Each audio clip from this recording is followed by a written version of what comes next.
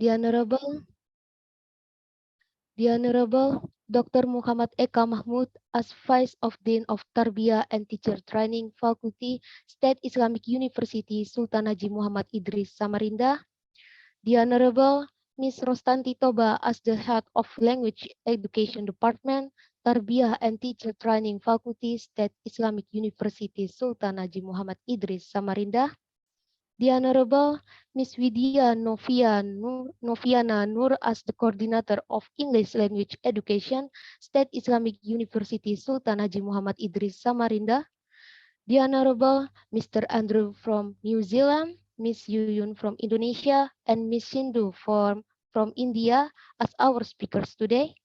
The Honorable Ms. Dina Destari as our moderator today.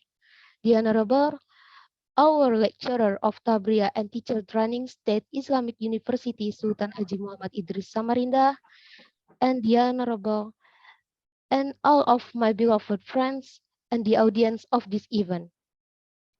First of all, let's say thanks to Allah Subhanahu wa Ta'ala who has given us guardians, healthy and mercy, so we can attend and participate in this special event without any obstacles. Praise and salutation upon our Prophet Muhammad Sallallahu Alaihi Wasallam, who had brought us to the path of light from the darkness in this life. Good morning, ladies and gentlemen. My name is Stephanie, a student of English education, 7 semesters. It's a precious chance for me to be your master of ceremony on this very special event, Studium Generale, Cross-Cultural Understanding in Language Education Department, Asset to the Generation in Digital Age. Well, ladies and gentlemen, let's begin this event by reciting Basmalah together. Bismillahirrahmanirrahim. Move on to the next agenda is prayer, who will be read by Ustadz Syarifatur Rahmatullah. To Ustadz Syarifatur Rahmatullah, time is yours. Okay, thanks you. Assalamualaikum warahmatullahi wabarakatuh. Okay, let's pray together. Bismillahirrahmanirrahim. Alhamdulillah. Salatu wassalamu ala rasulillah. Sayyidina Maulana Muhammad ibn Abdullah wa ala alihi wa ashabihi ajma'in. Allahumma rabbana taqabbal minna innaka antas sami'ul alim. Wa tub alaina ya Allah innaka antat tawwabur rahim. Allahumma anfa'na bima 'allamtana. Allahumma zidna ilma warzuqna fahma. Allahumma faqihna fid din. Allahumma faqihna fid din. Allahumma faqihna fid din. Waj'alna wa ahlana wa zurriyyatana min al-'ulama'il 'amilin. Wa la taj'alna wa zurriyyatana min al-jahilin al-khasirin. Rabbana atina fid dunya hasanah wa fil akhirati hasanah wa qina 'adzaban nar. Sallallahu alaihi sayyidina Muhammad nabiyil ummi wa ala alihi wa sahbihi wa sallam. Wa akhiru da'wana alhamdulillahi rabbil alamin. Thanks. Assalamualaikum warahmatullahi wabarakatuh. Waalaikumsalam warahmatullahi wabarakatuh. Thank you, Ustadz Syarifatur Rahmatullah. May Allah Subhanahu wa Ta'ala always bless us. Amin. Move on to the next agenda. The next agenda is singing Indonesia Raya Agam.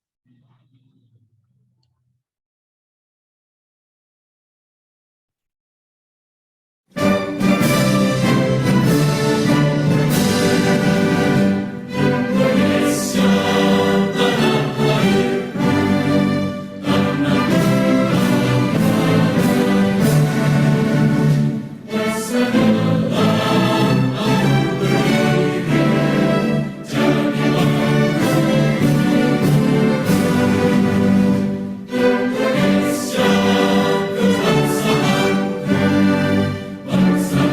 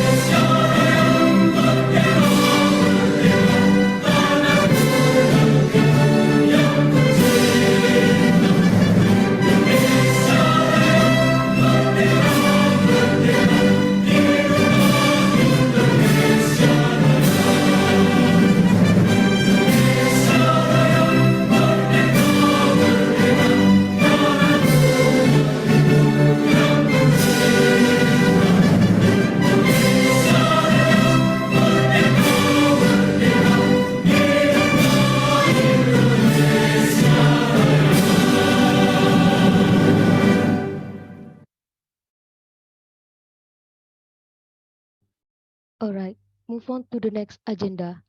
The next agenda is welcoming speech. The speech will be delivered by Miss Rostanti Toba. To Miss Rostanti Toba, time is yours. Okay, thank you. Assalamualaikum warahmatullahi wabarakatuh. Good morning. Greeting to all of us. Om Swastiastu, Namo Buddhaya, and best regards. Dear colleagues, professors, lecturers, researchers, and all of students, on behalf of State University of Islamic Sultan Haji Muhammad Idris Samarinda, I would like to express my sincere gratitude and welcome you to our agenda today, Studium Generale about cross-culture understanding in language education department. Moreover, I honorably welcome our invited speakers, Mr. Andrew Yuyun Lim from New Zealand, Mrs. Yuyun Surya from Indonesia, and Dr. K. Sindhu from India. It is my hope that this study in general would be able to achieve its objective in providing an effective forum for our students, especially to advancing knowledge and research. Therefore, the focal drive of this conference, this study in general, is to exchange ideas, and by participating in this exchange, it is hoped that all parties who may benefit from the seminar, the study in general today, can apply it in managing activities in our area. It is pleasing to note that this agenda covers a wide range of interesting topics, especially related to cross-culture understanding, but not only limited to education aspect. Last but not least, my deepest gratitude goes to all of the organizing committee and volunteers who have directly and indirectly supported the success of this event. The committee has organized a vibrant scientific program and is working hard to present highly respected and internationally notorious speakers to lead it. Although we try our finds to be professional on behalf of University of Islamic Sultan Haji Muhammad Idris Samarinda, especially English department, please accept our sincere apologies should there be inconveniences that occur before, during, or after the event. I wish you a very productive Studium General with exciting and encouraging discussions and exchange of knowledge so that together we can anticipate a future of groundbreaking knowledge and research. May God bless us all with good health to make this event a successful and enjoyable one. Thanks for your participation. Fighting for all students, and wassalamualaikum warahmatullahi wabarakatuh. Waalaikumsalam warahmatullahi wabarakatuh. Thank you, Miss Rostanti Toba, for the speech. May all of us get the value and benefits from it. Amin. All right, ladies and gentlemen, the next agenda is closing. Finally, we come to the end of this event. To close this event, let's rating Hamdallah together. Alhamdulillahirabbil alamin. The next agenda is the main agenda. I will fully give this event to our moderator, Miss Dina Destari, and before that, we will do a documentation session. For all of these Zoom participants, please open video camera. Please open your camera. And right here, there are 5 slides right here. So each slide, I will count 3 seconds. Okay, get ready. For slide 1. 1, 2, 3. Okay, once again, 1, 2, 3. Okay, the next slide. Okay, get ready.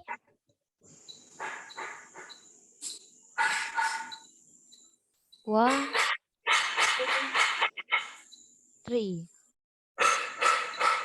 Oh, once again, I'm sorry. 1, 2, 3. Okay. The third slide. Please open the camera.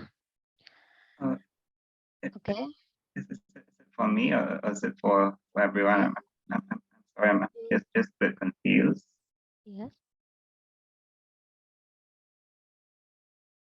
See, Okay. you The you fourth want slide.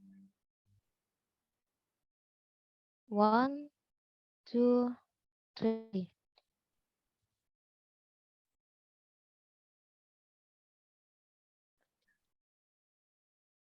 All right. Um, well, ladies and gentlemen, me as the master of ceremony, from the deepest my heart, you to do apologize for my mistakes in presenting this ceremony. May this good relationship is going on. Amin. Now I give this event fully to our moderator, to Miss Dina Destari. Time is yours. Okay, thank you so much, Stephanie, as a moderator. Good morning, everyone. Good morning from Samarinda for Andrew Lim and Dr. Sindhu, especially for both of you. Lovely to see you again, Andrew. And then, yeah, the capital city of East Kalimantan province is Samarinda, Andrew and Dr. Sindhu. But however, I think Dr. Sindhu still have another activities because we have, if I'm not mistaken, is Indonesia. My place is 2.5 hours behind, maybe from her. I don't know. I forgot. So, ladies and gentlemen, I'm Dina. Thank you, everyone, and I appreciate those who attended this event. First of all, ladies and gentlemen, and especially for Andrew and Dr. Sindhu, Friday, as Indonesians, I believe Friday is a short day. And I believe this is a happy day, full of blessings. And also because male Muslims brother will perform Fridays worships. And for me, today is pretty often to make myself feel relaxed because tomorrow is the weekend. And I don't know, hopefully Andrew seems like have the same feeling like me. That's then as a moderator, I decided that the speaker make presentations in parallel. Also, each presenter is given approximately 30 to 40 minutes, Andrew. And then Mbak Yuyun, also Dr. Sindhu, will open inquiries, question and answer sessions if we still have time. Okay. I wish this webinar goes well until the end and we'll go straight to the main event, ladies and gentlemen. Well, I'm glad you are being here. I'd like to give a warm greeting to the 3 speakers from the 3 different countries, as well as all the online participants this morning. Hopefully, the 3 of the speakers are in the room by now, hopefully, yeah. Well, ladies and gentlemen, our big team on this occasion is CCU in Language Education Departments set to Z generations in digital age. So in a brief preface, I'd like to let all of you know what the background is. The committee decided to portray these concerns. Well, ladies and gentlemen, we already know that in this era, the Z generations as students, especially on my campus, yeah, UINSI Samarinda, have a plethora of platforms to broaden their horizons. When studying in their own city, their own country, their own province, or maybe abroad, all students want to make friends. Although we already know that studies also have shown that people who make cross-cultural understanding friends with the people from different cultures may find it hard. Is that right? It's hard to maintain friendships because of unfamiliar cross-cultural understanding. It also suggested that making a friend cross-culturally isn't easier. I do believe that because I also a student until right now. If you are students, and it wouldn't be easier after graduations. So why are monocultural friendships different from cross-cultural friendships, something like that? This is now becoming an interesting question these days, not just for those who are thrilled to become friends with international students, but all students who find more and more multicultural people coming on campus, especially on our campus. Many students also wonder what skills are needed to promote what skill are needed to, what we call it, to develop healthy cross-cultural friendships. So to answer these questions, we first need to look at, from my perspective, at least three important acknowledging cultural differences like identity, like values, and last but not least, I do believe family obligations and expectations. So overall, it helps us become friends with international students and those around us. So we have to fully accept that they have grown up different from what we have and will have different opinions. By accepting people for who they are, we can definitely bridge the friendship gap. So, ladies and gentlemen, for the first opportunity, let's have Mr. Andrew present his ideas. But let me tell you a brief about him, a bit, yeah, talking about Andrew. Andrew biography is quite long, so I'll tell you some of them, yeah, ladies and gentlemen. Andrew got Ph.D. in politics and international relations. His topic is talking about the political marketing and nations branding of New Zealand and Australian based advocacy groups to support Israel and Palestinian public diplomacy. However, ladies and gentlemen, there is something more interesting than this when I read his curriculum vitae. That is his master's thesis writing related to my beloved country, to our beloved country, Indonesia. Is that right, Andrew? Yes, yeah, I really like it. I really appreciate. He raised the topic with the title, The Kiwi and the Garuda, New Zealand and Sukarno's Indonesia, 1945-1966. So I reminded, I can remind it. So it is founded by University of Otago Master Research Scholarships. That's, to be honest, and the bottom of my head, Andrew, that is a stunning research. I cannot deny that I am proud of Sukarno. I'm also proud to be Indonesian, and I appreciate your critical thinking on your study. And last but not least, several key conferences and presentations in many places, including Australia, New Zealand, in Asia Pacific, or Andrew also done it. Thank you very much, Andrew, for your time. I really appreciate, as on the bottom of my heart. The floor is yours for about 30 to 40 minutes, Andrew. Time is yours, Andrew. Thank you so much. Thank you so much, Dina. Thank you so much for inviting me to this talk. This is my, I think, first talk before in an Indonesian university. So I learned a good deal today. I liked how he opened with prayers and singing the national anthem. Singing the national anthem is not so common at New Zealand, schools and universities and colleges. So it's good to see this sense of national unity. So I think now I'll dive into my topic. So I'll go and share my PowerPoint.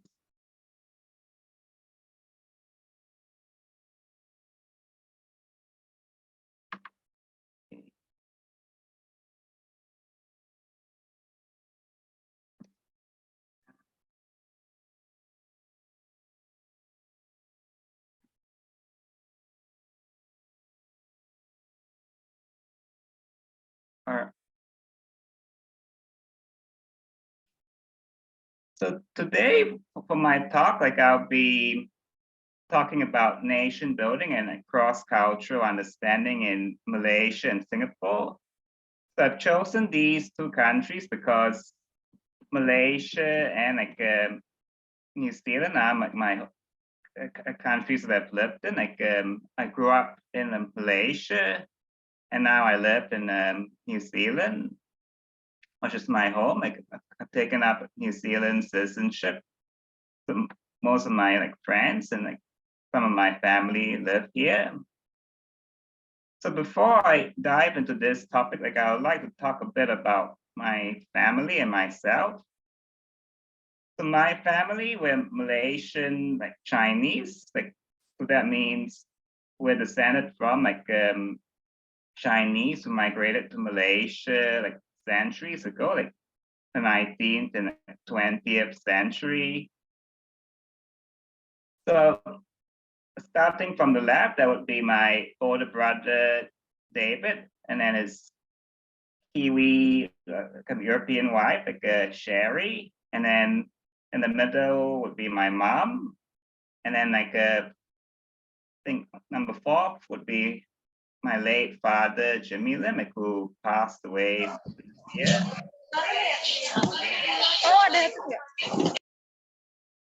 And then I think like second from the right, and then on the far right would be my twin brother, like Peter. So my family would be a good example of cross-cultural interaction and intermarriage. Like my older brother David has like a European or like Pakeha wife. So Pakeha in New Zealand is the word, a Somali word for European or like white people. So my older brother David and his wife Sherry, they have 2 like sons. The eldest one, like Alex on the right, who's about like 4 turning 5, and his little brother Oliver, that they are kind of Eurasian, so like mixed like Chinese and European. Like for Sherry's like family, they would be of like, British stock, like descended from English, Scottish, and Irish like settlers that came to New Zealand like, during the 19th century. I've also want to introduce you to my Australian relatives across the Tasman. So both of my like cousins, like Sui Lok and like Hui, who are in the top middle, have like white Australian husbands. The guy on the right shirt, on the bottom left is Simon. Like, so that would be like Sui's like husband, and then they have like 2 children, like a son named like Ben, who's on the bottom right, and then a daughter named like Hannah, who's on the middle left. And then my cousin, like Hui, like the younger one, she and her Australian husband Daniel, the guy in the gray shirt on the top right, they have like a daughter named like Ash Harper. I think it was approaching like 1 year old. So I thought, I think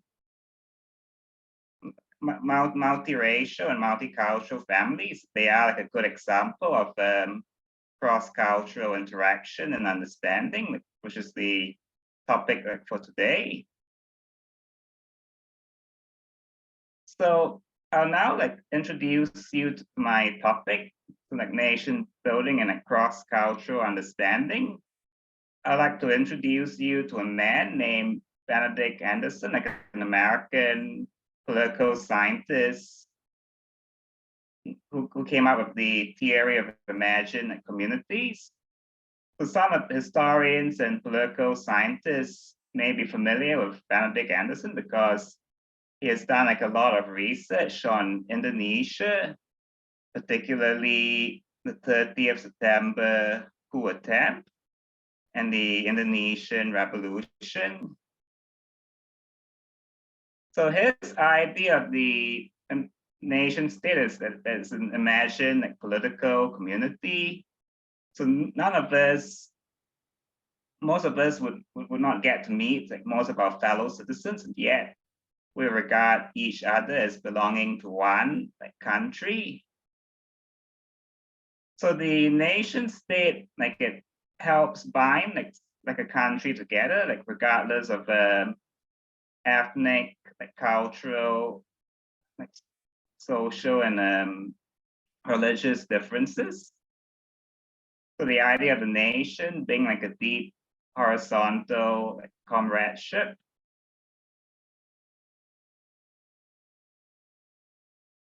So I'll introduce like my 2 case studies, like Malaysia, and New Zealand.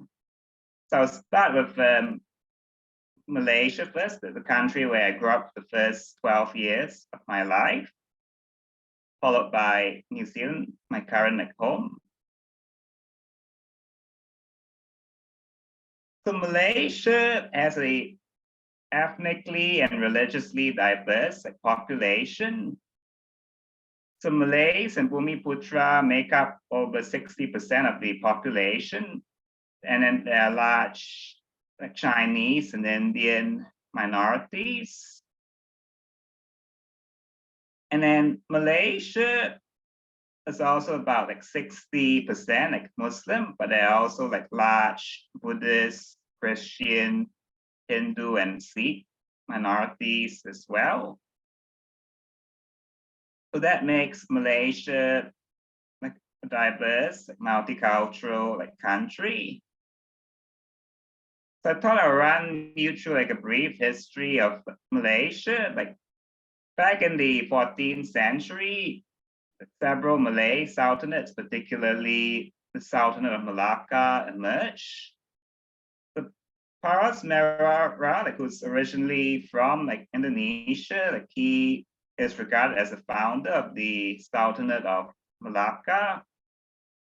Malaysia, I think, was also ruled by several colonial masters, the Portuguese, the Dutch, British, and finally the Japanese. So in 1957, Malaya gained independence from the British. And then in 1963, the British and the Malayan government merged the other British colonies in the region, Singapore, Sarawak, and Sabah, into Malaysia. And then in 1965, Singapore left Malaysia and remains independent to this day.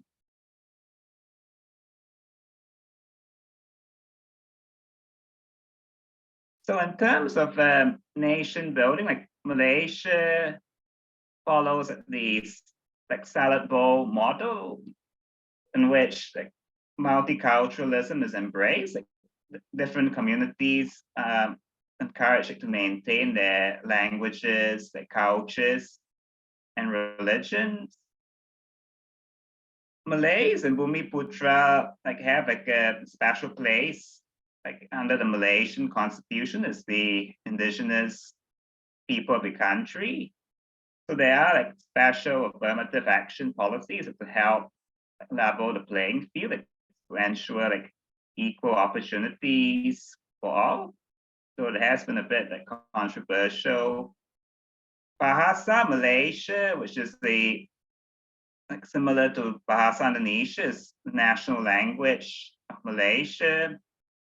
So some of you may remember back in the late 1990s, Malaysia government launched this Malaysia Truly Asia tourism campaign, which emphasized Malaysia's multicultural identity and communities.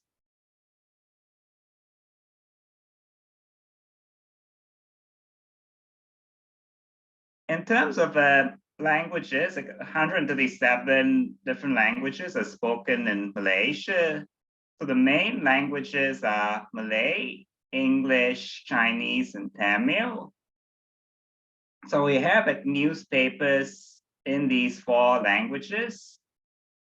And in addition to the Malay language government schools, we also have a network of Chinese and Tamil vernacular schools, so schools that teach in Chinese and Tamil. So Tamil is one of the Indian languages, and it's the most widely spoken Indian language in Malaysia.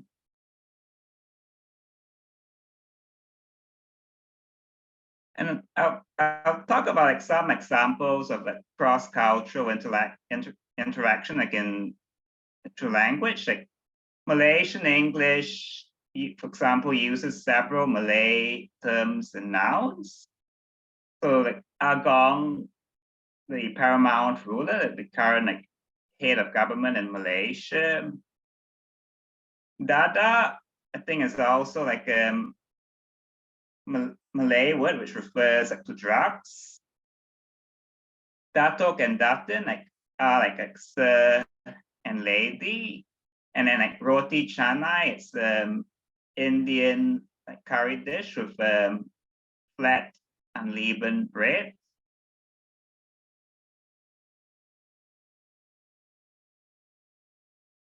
Reflecting Malaysia's like multicultural society, so like we like growing up in Malaysia would eat each other's like cuisines.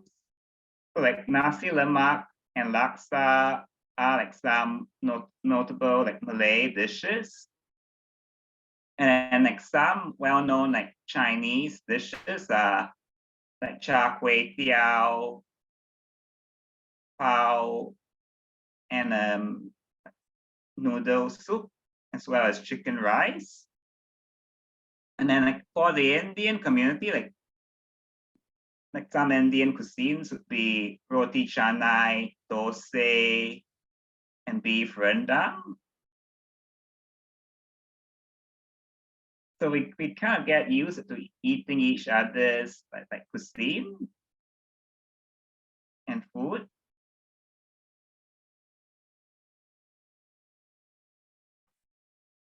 Reflecting like Malaysia's like multicultural makeup and population, like we celebrate like several different religious public holidays, like both at the federal and state level.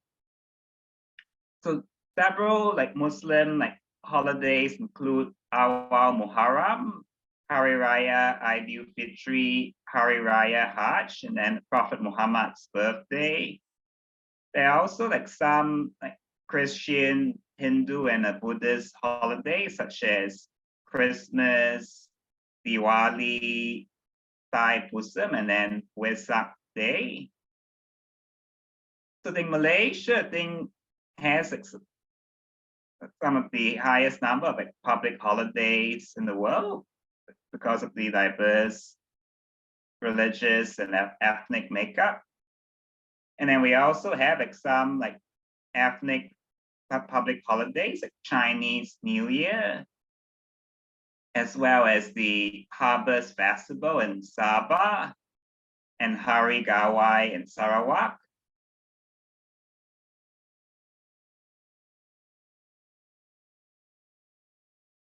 I'd now like to move on to my like second like case study, which is New Zealand, which is my like current like home country. So New Zealand like today has an increasingly diverse like, population. Like the two main ethnic groups are New Zealand like European, like mainly of British and Irish stock, and then the indigenous like Maori, who are mainly like Polynesian, so they're similar to the Tongans, Hawaiians, and Samoans. And then there's also like a significant number of Asians and like Pacifica people as well. And even like Africans, Jews, Arabs, and people from Latin America. New Zealand, like traditionally, it's like a Christian like country, but it's increasingly like secular. So apparently, like the number of people with no religion in 2018 like would be about like 39%. So some major Christian denominations include the Anglicans, Catholics, and the Presbyterians. And then there are like a significant number of Muslims, Buddhists, Hindus, Jews, and Sikhs as well.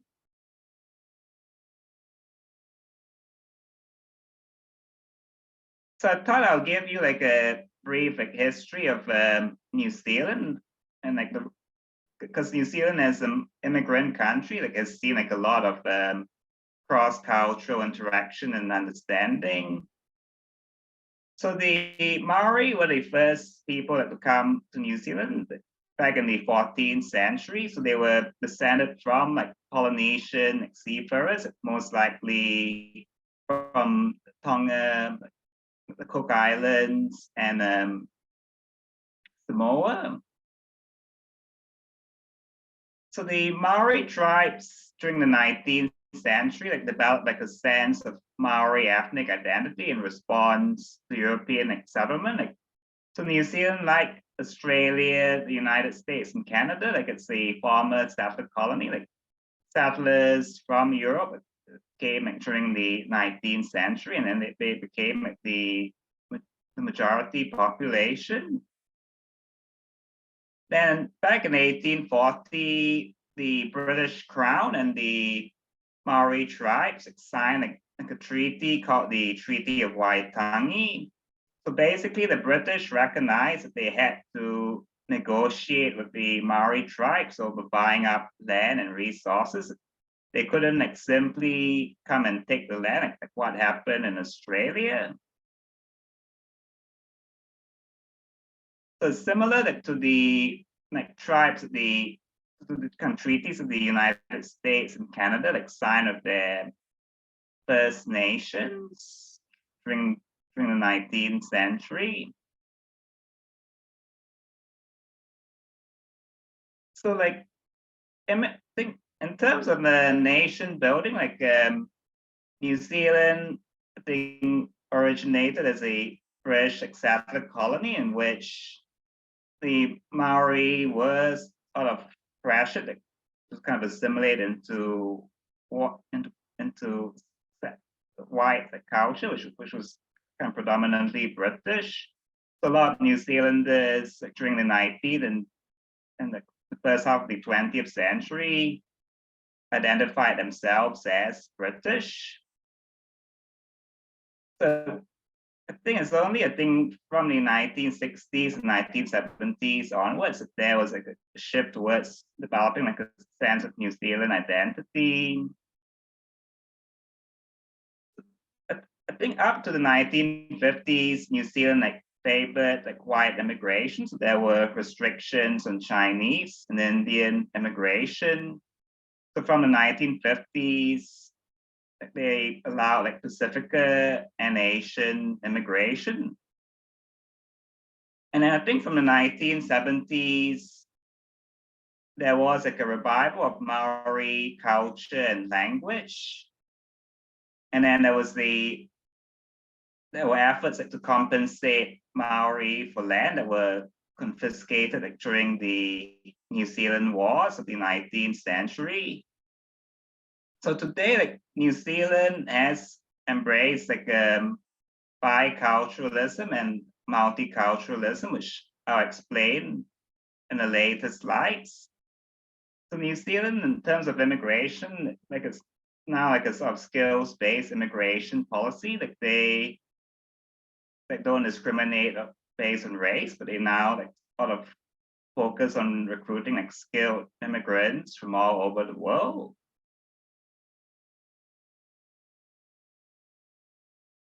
So in terms of languages,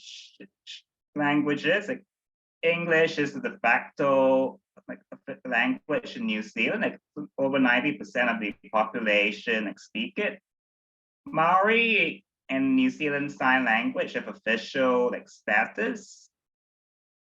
And then other languages like Samoan, Hindi, Chinese, French, and German are spoken by members of those ethnic communities. French and German is up, and Maori are also taught in schools as well. And then in terms of a cross-cultural interaction in language, the New Zealand English uses several Maori terms. For example, the hangi, which is the Maori earth oven, in which food is cooked on layers of stones. And then the word, I think, iwi, for Maori tribe and community, it's increasingly like common in New Zealand English. Like mana, which is the Maori word for power, prestige, and authority.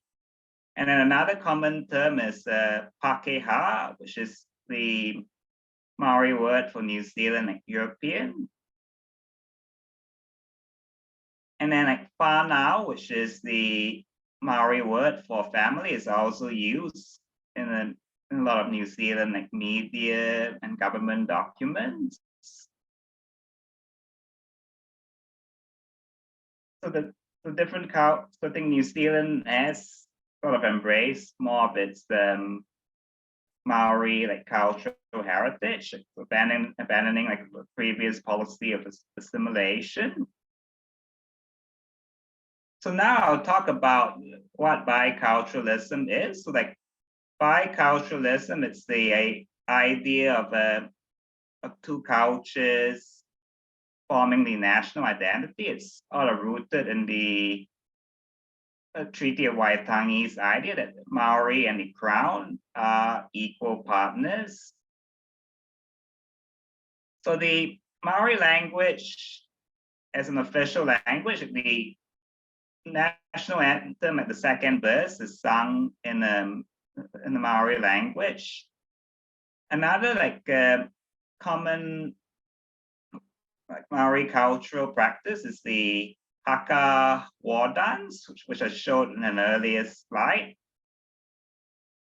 And then the hongi, which is the Maori nose greeting. It's also part of a Maori culture, and it's also used in official functions. So here we see Princess Catherine Middleton receiving a hongi like during a visit to New Zealand.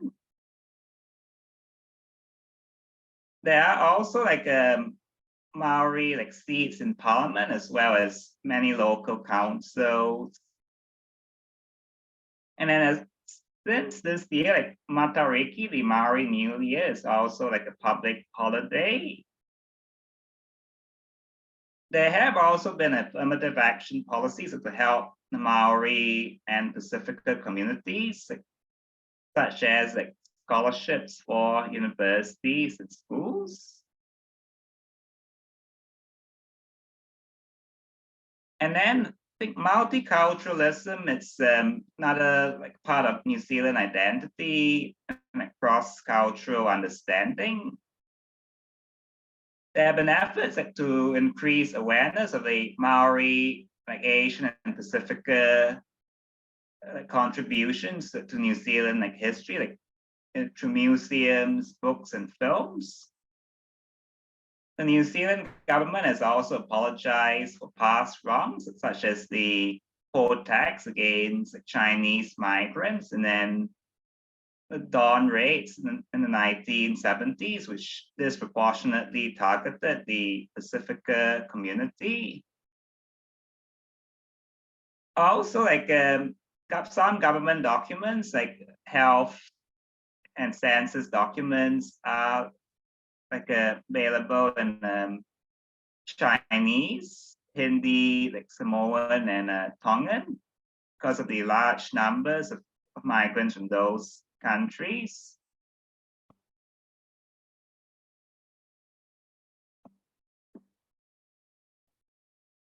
Oh, sorry. So now I think I'll start to wrap up my two case studies. Cross-cultural understanding is part of being like human. Like, so my family is an example of it. Like, so my brother and my cousins marrying from people outside of the Chinese communities in New Zealand and Australia. So cross-cultural understanding can also be an important part of nation building in multicultural countries. So a part of a government policy. So cross-cultural contact can take many forms: intermarriage, like loan words, different cuisines, arts, cultural practices, and habits.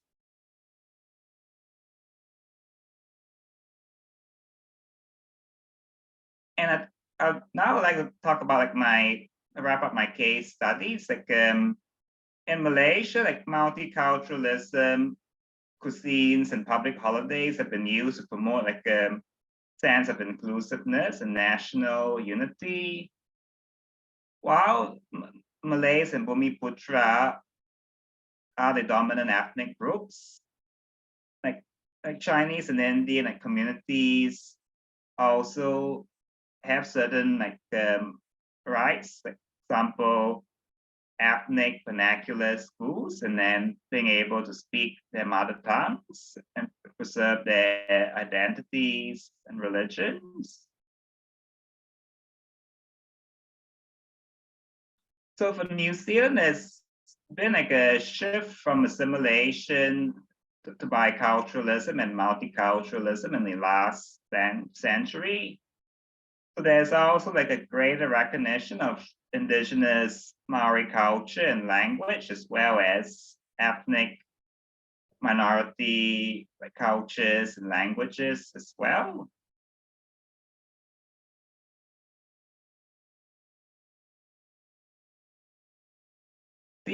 For those of you who are kind of interested in this topic, I've included like some like further reading, if any, like on like multiculturalism and loan words. Like, feel free to get in touch with me later on. I wanted to thank so this brings my talk to a close. But I wanted to thank like Dina and for inviting me, and for UNC Samarinda like for hosting me. Thank you so much. Thank you so much, Andrew. Thank you for sharing your viewpoint with us this morning. So with the title Nation Branding and Cross-Cultural Understanding in Malaysia and New Zealand, seems like that, yeah, Brother Andrew. So yeah. On your presentations looks at what we call it, how state nation building and multicultural policies can help with cross-cultural understanding and cohesion in Malaysia and New Zealand. And then Andrew also draws out in his life experiences as a resident of both countries, as well as his academic background in history and political science. It's lovely. Also, Andrew Lim also applies Benedict Anderson's Imagine Communities framework to explore how multiculturalism and cross-cultural understanding can be integrated into nation-building policies through integration and for social cohesion purposes. So Andrew also explores how Malaysia uses its diverse population to build a multicultural identity, and it also looks at New Zealand's journeys from assimilative nations building policies to those embracing ethnic and cultural diversity. In short, Andrew presentations explores different ways that multicultural countries can maintain a sense of national identity and unity. That's lovely sharing, Andrew. Thank you so much. And for the next speaker, we have Ibu Yuyun Surya. I pretty often to say Ibu Yuyun only, W-A-I Surya. Ladies and gentlemen, Ibu Yuyun is associate professor.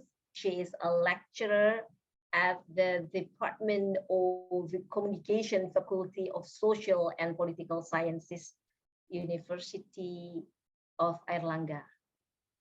Ibu Yuyun got her master in Australia and her Ph.D. in University of Auckland, and currently appointed as the postgraduate in Media and Communications Program Coordinator. Is that right, yeah, Mbak Yuyun? Yeah, thank you. Good, a good career. Thank you, my teacher. You're also my teacher. I really love you.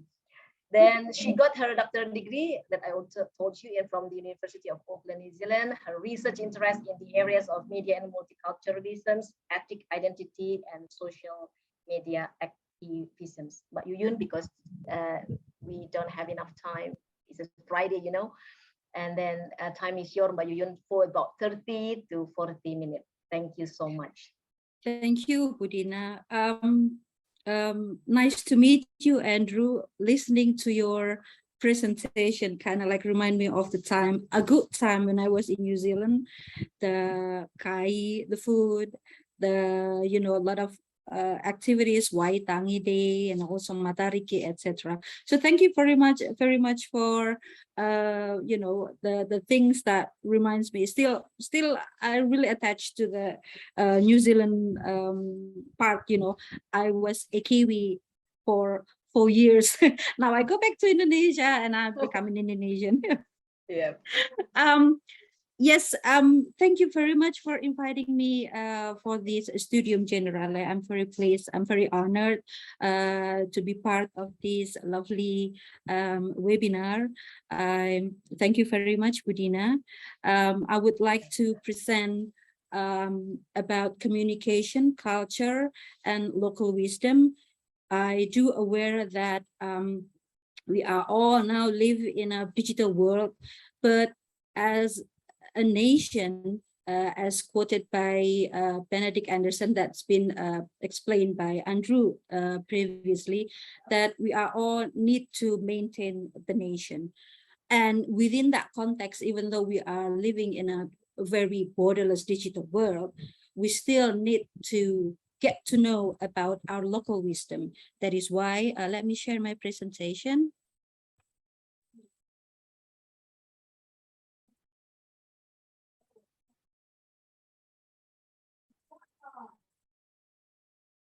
Okay, let me share my presentation here about communication, culture, and local wisdom, how to understand the meaning of local symbols. Before I'm talking about what kind of local wisdom and what kind of local symbols, I think I would like to start my presentation with and remind you all that Indonesia is a multicultural nation. We comprise of more than 14,000 islands. It implies that we also have more than 40,000 mother languages. We have also a lot of ways of life, traditional values, etc. for each and every islands that we have. So again, in this sense, it is important for us to maintain the nation, the multicultural nation. It is not easy to maintain, this diverse nation with like more than 200 million population, unlike New Zealand, which comprise only like 5 million, more than 5 millions. Then of course, for us, it is very important to have a so-called the concept of multicultural awareness. Multicultural implies that we, what you call that, the ideologies of others. We really respect other social groups based on ethnicities, religion, social class, identities such as gender, sexual orientation, etc. So if we have a multicultural awareness, we kind of like have less intent to judge other social groups that are different from us. We kind of like we need to recognize nation local wisdom. Again, as I said, even though we are living in a global borderless world because of the digital media, and we are a global netizens, but at least we kind of like knew and we kind of like aware of how important it is to acknowledging the variety background of our fellow Indonesian citizens. So the easiest way to understand the local wisdom that we have, bunch of local wisdoms, is to recognize the symbol of this local wisdom. We are all live in a so-called like symbolic world. The smile, the attire or the clothes that we wear, the language, the verbal language. It's kind of simple. So that's the introduction. And what you see here is the local dish, local cakes called appam. I think everyone kind of like familiar with these 3 types of appam. I would like to talk about appam, but not, of course, related to the way we make it or the way we need to eat it, like what Findili suggests us to eat, like slay angunli. You know, I think most of you are digital native. Most of you are engaged with TikTok, with YouTube, with social and other social media platforms. I guess you knew and you are familiar with Findili. She is the one who kind of like introduced us to lots of table manners, including eating kerupuk or, you know, crackers, including to eat a very messy, I don't know, maybe burger, etc. So it's kind of like, you know, interesting to the interesting in a way, Findili presenting the way we need to eat. But of course, I'm not going to talk about Findili that, you know, suggests you to eat slay angunli. And I'm not also talking about the way you make appam cake with the recipe like rice flour, egg, coconut milk, and also sugar. I would like to talk about appam as the symbol of a local wisdom. And in this presentation, I would like also to talk about the gate, the kapura. As you may see in here, I choose different types of kapura or the gate, from a very artsy, lavish gate in Bali on top of left corner. You can see that. From the intercity border, in here I present the border of Yogyakarta, the city, and I also present to you the gate or the kapura for the real estate complex, the Grand Apple Residence, that is very modern. And I also present you a very simple, but kind of like very familiar to us, the kapura of the kampung, the gate of the kampung, that celebrating our Independence Day in August 17. So this is the gate. And of course, I'm not going to talk about Bob the Builder who built the kapura. Of course, you are all familiar with Bob the Builder, right? Bob the Builder, yes, we can. Can we build it? Yes, we can. It reminds me of my kids, you know, they love Bob the Builder, the cartoon. I'm not going to talk about the way we build kapura. Okay, so also, I'm not going to talk about how to, you know, make or cook the appam cake or how to eat the appam cake. I'm going to talk about appam and gapura as the local wisdom symbols. As you know, maybe some of you are coming from outside Samarinda. I'm coming from Java background. I'm a Javanese.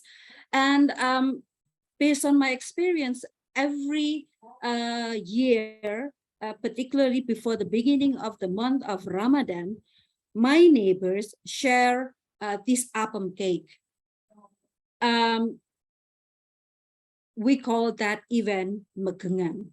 You know, mekengan comes from the word mekeng in Javanese language, meaning to be patient or to refrain. And when I tried to search the word appam, actually it is coming from the Arabic word called afuan or afuun, means to forgive or to condemn. It's similar to gapura. Actually, there are 2 different perspectives the words gapura come from. First, it is said that gapura comes from the Hindi words. Gopuram means the entrance of Hindu temple. It is a border of territory. But also the other perspective said that gapura comes from the word, Arabic words, again, gafura means forgiveness. So again, appam and Gapura is not only a cake. It is not only a gate. It is the symbol of our local wisdom that is trying to forgive others. It is the symbol of forgiveness. Okay, so in this sense, we knew that why, for instance, a lot of our neighbors give us appam before the beginning of the month of Ramadan, because, you know, like as we know it, that we need to be like kind-hearted.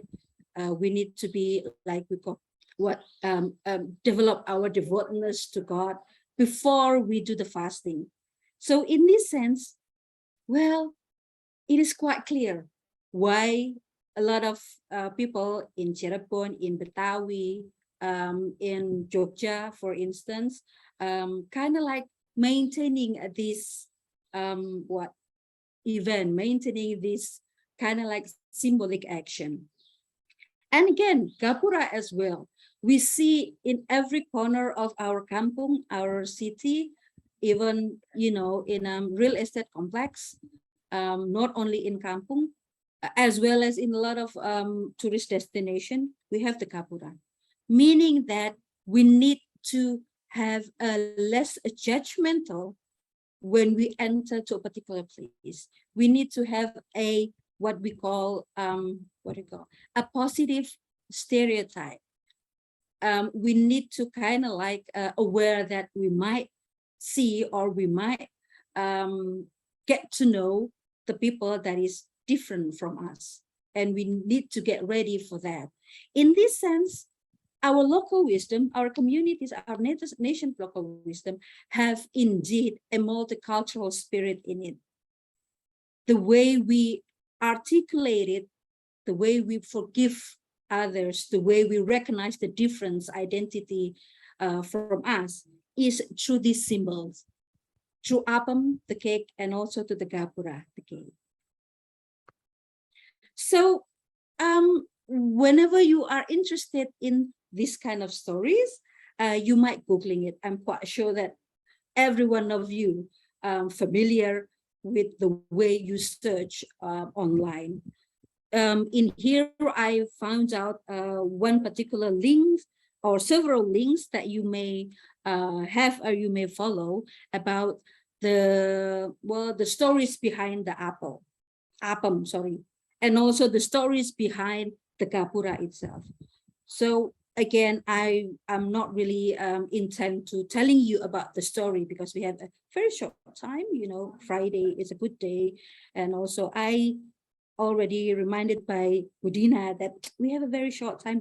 Right, fine, okay. So you can Googling it, but all by yourself, okay.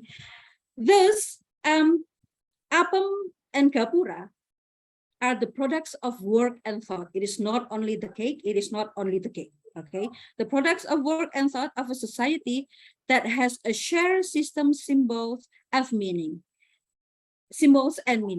In this sense, appam and Gapura also a product of culture. Okay, so what is culture? Culture is the totality of group thought, experiences, and patterns of behavior, and value and assumption about the life that guide behavior. So again, we live in a not in a vacuum context, but we live in a context that is called culture. And culture is not only about, as Andrew mentioned previously, it is not only about food, it is not only about building, but it is about language and gesture. It is also, we can see it from personal appearances and social relationships. We can also, the way we practice religion, not the teaching itself, the practice of religion, philosophy and value, marriage and family custom has been explained by Andrew, food and recreation, education and communication system, health, transportation, and government systems. How we knew this culture? Of course, it is through communication. Okay, I quote here two distinguished theorists who explicitly mention the relations between communication and culture. Alfred G. Smith states that culture is a code we learn and share. Learning and sharing, of course, require communication.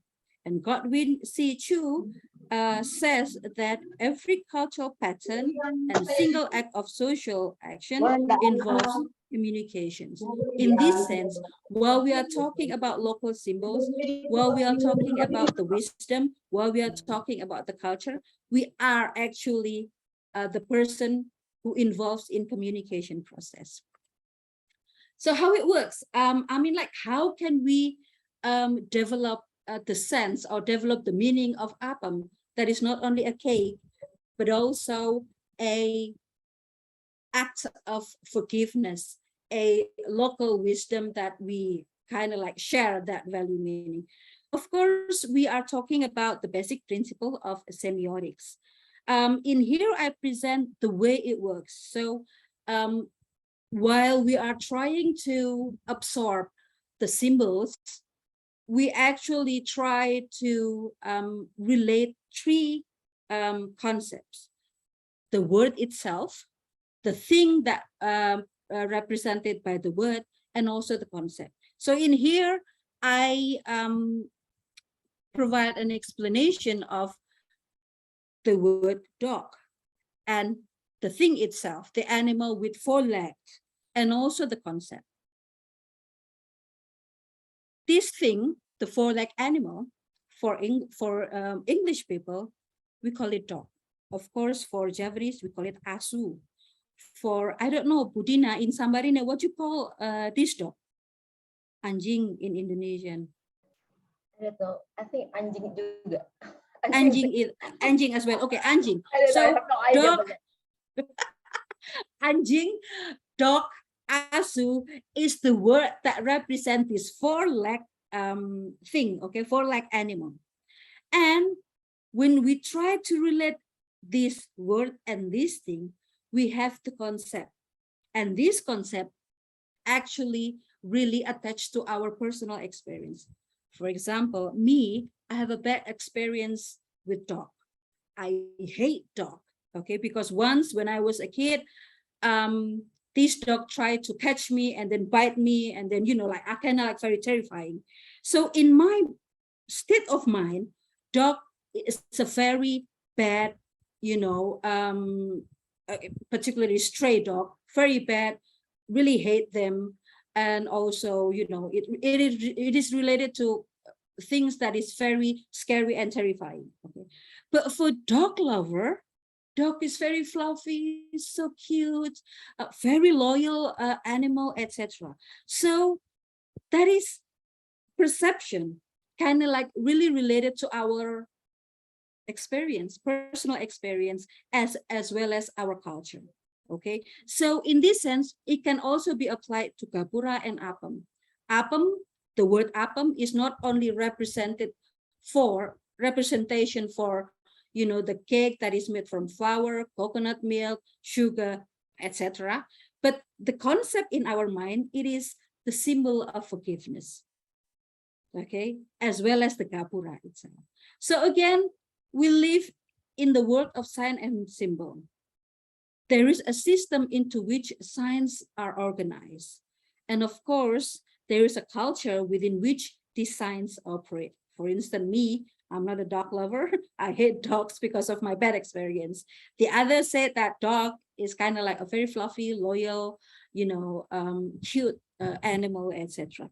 So if we understand this, of course, we kind of like have a less judgment about whenever we see the word, whenever we listen to the experience. We kind of like having a multicultural awareness, the spirit of respecting other culture or different culture, okay? Because every one of us have a very distinctive culture, distinctive experience. So to conclude, I might say that culture cannot be known without study of communication. That is why I'm studying communication. And communication can only be understood with an understanding of the culture it supports. So in this sense, it is, of course, cross-cultural understanding is the thing that we need to learn, not only learn, but also practice in our everyday life. Thank you very much for the time. Hopefully it is short enough, Budina, for this short day. Thank you very much. Okay. I'm Thank you so giving back much, the time to Yuyun. you, Budina. Okay, thank you so much. Yeah, I like your conclusions, Bu Yuyun. So it means, that we have not only cross-cultural understanding, we have a cross-cultural communications, we have a cross-cultural learning. Yep, Bu Yuyun. Maybe one day I would like to take another Studium General with my friends and then try to talk more deeply about what kind of the cross-cultural communication, Yuyun. Thank you so much. I am very pleased to attend that. Thank you very much. That's what a thoughtful frame of reverence. Many thanks, Mbak Yuyun. The communications, cultural and local wisdom. What is it? Understanding the meaning of local symbols. Is it right? Am I right? Yeah. So that's for me, that's an elegant theme. While you told us to unveil symbol practice by local communities in Indonesia, it examines various symbols that represent local wisdom through the lens of communications and cultural studies. Understanding cultures as the specific context of communications is significant as it provides complexity of ideology, including norms, including value systems in Indonesian multicultural society. Okay, thank you so much, Mbak Yuyun. Okay, last but not least, my sister from India. Are you here, Dr. Sindhu? Are you already joined in our room? Yes, ma'am. Good morning. Hi, nice to see you. I'm very sorry. It is very morning. What time is there? It is 7 o'clock here, 7:20 in the morning. In the morning. Yes. God bless you. Namaste. Namaste. Yeah, Dhanyavad for calling me from India and making me know to the other parts of the world. Thank you so much for the opportunity given. Yeah, we really love you. We really love you. Thank you so much. I really appreciate it. Ladies and gentlemen, Dr. Sindhu, what I know so far, she's an ambitious and she's driven. She thrived on challenges and constantly set goals for herself. I read many, stunning curriculum vitae that you made it, and I can't remind it in my mind one by one. So just make it a short, yes, sister. So you also, Dr. Cindy has something to strive toward. She always look for an opportunity to do better and achieve greatness. Ladies and gentlemen, Dr. Sindhu has had several seminars, a lot of workshops and literacy programs, if I'm not mistaken, yeah, organized in 2019 until today. So she has many research articles, papers, and book chapter published, as well as a visiting lecturer also. Hopefully, Sister Sindhu, you can come to my country to give your definitely. Yeah, just pray. I would love to. Yeah. And you know, my childhood friend is a Muslim, and we've been friends for 40 years. So it's nice to know all of you, and I would love to visit Indonesia.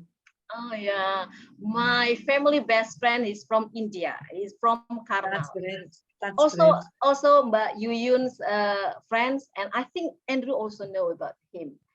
So excuse me, Dr. Sindhu, I'd like to let you know that you only have 30 to 40 minutes to present, because we would like to just appreciate for Muslims brothers to worship. I'll cut short on my presentation. Okay, thank you. The floor is you, Dr. Sindhu. Thank you. Naveen. Yeah. Share.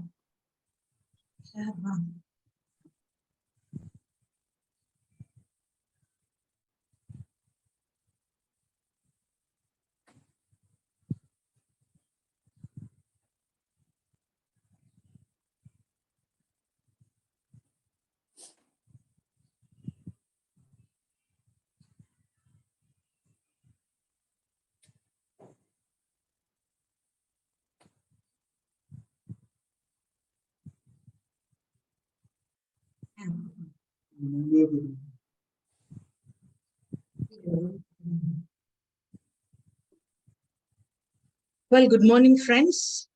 I'm Dr. Sindhu, working as an assistant professor in the Department of English, Periyar University, Salem, which is in Tamilnadu, the southern part of India.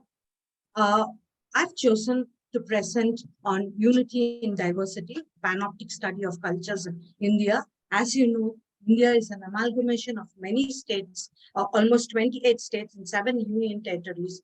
And you know that we have myriad cultures in India. Each state has a culture of its own.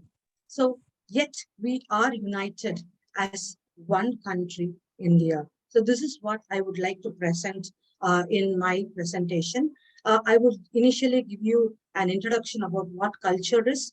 Why do we need to learn cross-culture? Why should we create an awareness about cross-cultures? And how today cross-culture is very important to establish our business across the world due to globalization. And I'm going to show you some of our cultures in relation to religion, food, festivals, etc. Now, what is culture? Culture is basically a system of values, which is owned by a particular group or which is practiced by a particular group. This culture is not innate like the human nature. It is not inborn, but it is imbibed. Culture is learned by living it. Culture is acquired by living it. And it is passed from one generation to another. Culture also influences the behavior of individuals within a group. It can be an uniform group or it can be a related group. Culture also is the way of life in which a society has passed down from one generation to another through their learning and experiences. This is what Columbia Encyclopedia tells you about what a culture is. Now, here are the definitions, some definitions of culture. White, he says, culture is a symbolic, continuous, cumulative, and progressive process. Culture is a code of behavior which is passed from one generation to another. So it is continuous. It is cumulative. The learning that the earlier generation has transfers it to the next generation. And there again, you have new law process, new cultural acquisition, and then it is transmitted to the next generation as well. The cumulative creation of man, the handwork of man, and the medium through which he achieves his end is what is called culture, defines Malowski. Now, E.B. Taylor defines culture as a complex whole which includes knowledge, belief, art, morals, customs, and any other capabilities that habits that are acquired by man as a member of the society. Culture is an evolved ability to characterize and represent experiences with symbols and to act imaginatively and creatively. This ability of culture arose in a man about 50,000 years ago, and people tell us, anthropologists tell us that culture is human specific. It is unique to human beings. So the evolution of a specific culture, to trace the evolution of a specific culture is very, very difficult because the changes have been happening very, very slow. And this is transmitted to the next generation through social interaction. Raymond Panikkar, he says that there are 29 ways in which a culture is or a cultural change takes place. It can be through growth, development, evolution, renovation, reformation, innovation, revival, imitation, progression, etc. But one thing we understand is that culture is as old as man. What is the nature of culture? Culture is nothing but a learned behavior. It is not inherited. As I told you earlier, it means that it is not a natural behavior. It is learned. A man acquires culture through experience, through imitation, communication, concept, thinking, as well as during the socialization progress. Culture is transmitted and communicated. This transmission takes place through two ways. One, vertical transmission, that is, it is transmitted from one generation to the other, and second, through the horizontal transmission, where it is transmitted from one group to another group within the same period of time. Culture is social, as we know. Culture is not individualistic. It is social because the society as a whole has a habit which is called as culture. It denotes the pattern of thinking, feeling, and acting that can be shared by the members of the group.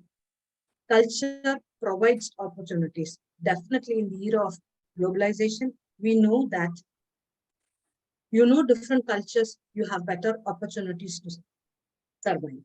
Culture is adaptive. It may institute change in the environment as a means of adopting, and instead of altering themselves to the changing environment, one learns to adapt himself to the environment. Culture is subject to change. Yes, culture is subject to change. Because as we saw earlier, slowly culture changes. If the culture is static, then it will be very difficult for the culture to survive in this modern era. So culture must change according to the modern times in order to survive. Culture also is dynamic in the sense that it responds to the changing conditions of the world, where every society has its own culture. So it is our bounden duty to respect each culture and learn the good from them. So culture is continuous and cumulative, and it is also integrative. Here are the difference between human nature and culture. Human nature is nothing but the ability to feel emotions like fear, anger, joy, and to share these emotions, to share them with your associates, to express these emotions with others, to communicate with them, to play with them, to coexist with them, and observe. And this human nature is got by observing the environment and talking about it to others. You share these feelings with your friends, and this human nature is common to all. This human nature is imbibed by birth or inherited by birth by all human beings. So human nature determines one's physical as well as basic psychological functioning, and it is the operating system of man. Whereas culture is learned, it is imbibed and it's not inherited, and it is derived from one's social environment. Definitely culture shows you the difference between human nature and an individual's personality. So it can be called as the mental software of a human being. What are the functions of culture? It makes man a human being. It helps you prepare a person to present himself or herself or mingle with a group in the process of socialization. Because today, unless you mingle in a group, unless you socialize, it is very difficult to survive in the world. Culture also defines the meaning of a situation, and it provides you solutions to the many difficult situations that are present. It helps you define your values, attitudes, and it broadens the visions of the individuals. Culture also provides behavioral patterns and helps you form relationships. It molds the individual, not only the individual, but the national character as well. Culture defines myth, legends, and the supernatural beliefs of a society. When you talk about culture, there's definitely a similarity as well as a difference, because it is a set of behavior of only a particular group. As far as there are many groups, there are many cultures. So one culture from the other may differ completely, or it may differ in some ways or many ways. And these variations are what are known as cultural diversity. So when you go to another place, when you observe them, the people of that particular place, you observe their words, the totality, their tone, their body language, their gestures, and sometimes we tend to misunderstand this cultural communication. But deep within all these, there is a structure which is filled with beliefs of that particular nation, the values of the nation, the bias and prejudices, the experiences of the nation, the fears, dreams, and feelings of either the individual or as the nation or as the society as a whole. Now, why is cross-cultural understanding very, very important? Cross-cultural understanding is nothing but understanding culture of a target group. For example, if you want to know about India, we are the target group here. And when you know about our different cultures, it helps you reconstruct your attitude about our country, why we wear a sari, why we wear flowers on our head, why we have a lot of symbols on our head, forehead, which shows our religious sentiments. Yes, and it helps you have a better understanding of our way of life. So you become more tolerant and more generous towards the strange ways that are shown by either your colleague or the target language people. So the importance of understanding of other cultures will help you avoid misunderstanding and prejudging a person. So here we are here to understand other cultures, appreciate them, take the good, and try to reform or revamp the little negativities that they have. We are not here to prove that our culture is the best, but here we are ready to understand all cultures and live as brother and sister. Madam Dina, she always addresses me as Sister Sindhu. And every time I read a message, it gives me a sense of happiness to see that word sister. So here, though we are from different cultures, Thank you. we are here to coexist as sisters and brothers. So why this cross culture happens? It happens because of three reasons: immigration, colonization, and influence. As I told you earlier, the world has shrunk itself into a global village because of the technology that is happening, the scientific revolution that is happening. So people migrate from one country to another country in order to survive, to get a job, or because there is some war or some casualty, natural calamity. So this migration, it makes you understand the culture to where you are migrating. Without understanding the culture, if you go there, it will become very difficult for you to survive. And a statistic tells you that around 244 million people have migrated around the world. When you come to colonization, the death of Queen Elizabeth recently on September 8th will remind us of this word colonization. Britain is the biggest colonizer, and it has colonized almost all the nations of the world. Okay, so this colonization is nothing but subjugation of one country by the other, thereby transforming their political, social, and economic ways, bringing about a huge change. So if you need to survive, you need to understand the colonizers' language as well, their culture as well. And India today, because of the British, lot of schools, a lot of religion, Christianity came into India because of colonization. And we've been influenced by modern pressures due to this colonization. The language that I speak today is not the language of my own, but it is the language of England, right?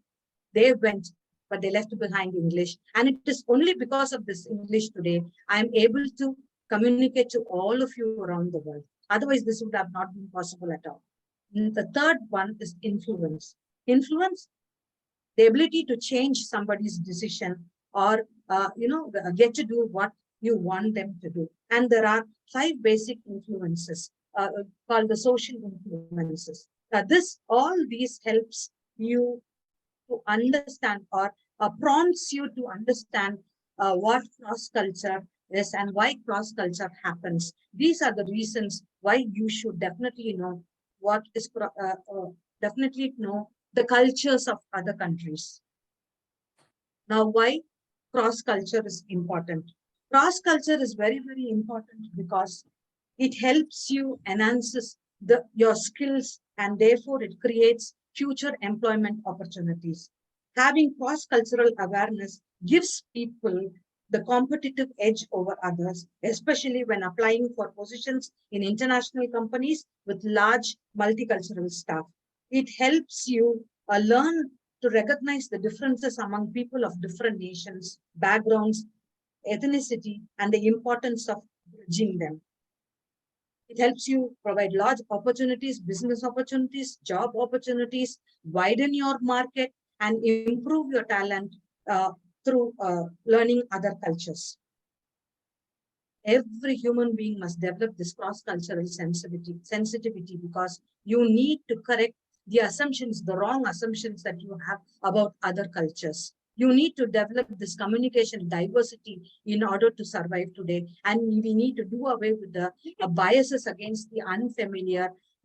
Just because it is unfamiliar, just because we don't know what it really means, we do away with it saying that it is wrong and I am right and you are wrong.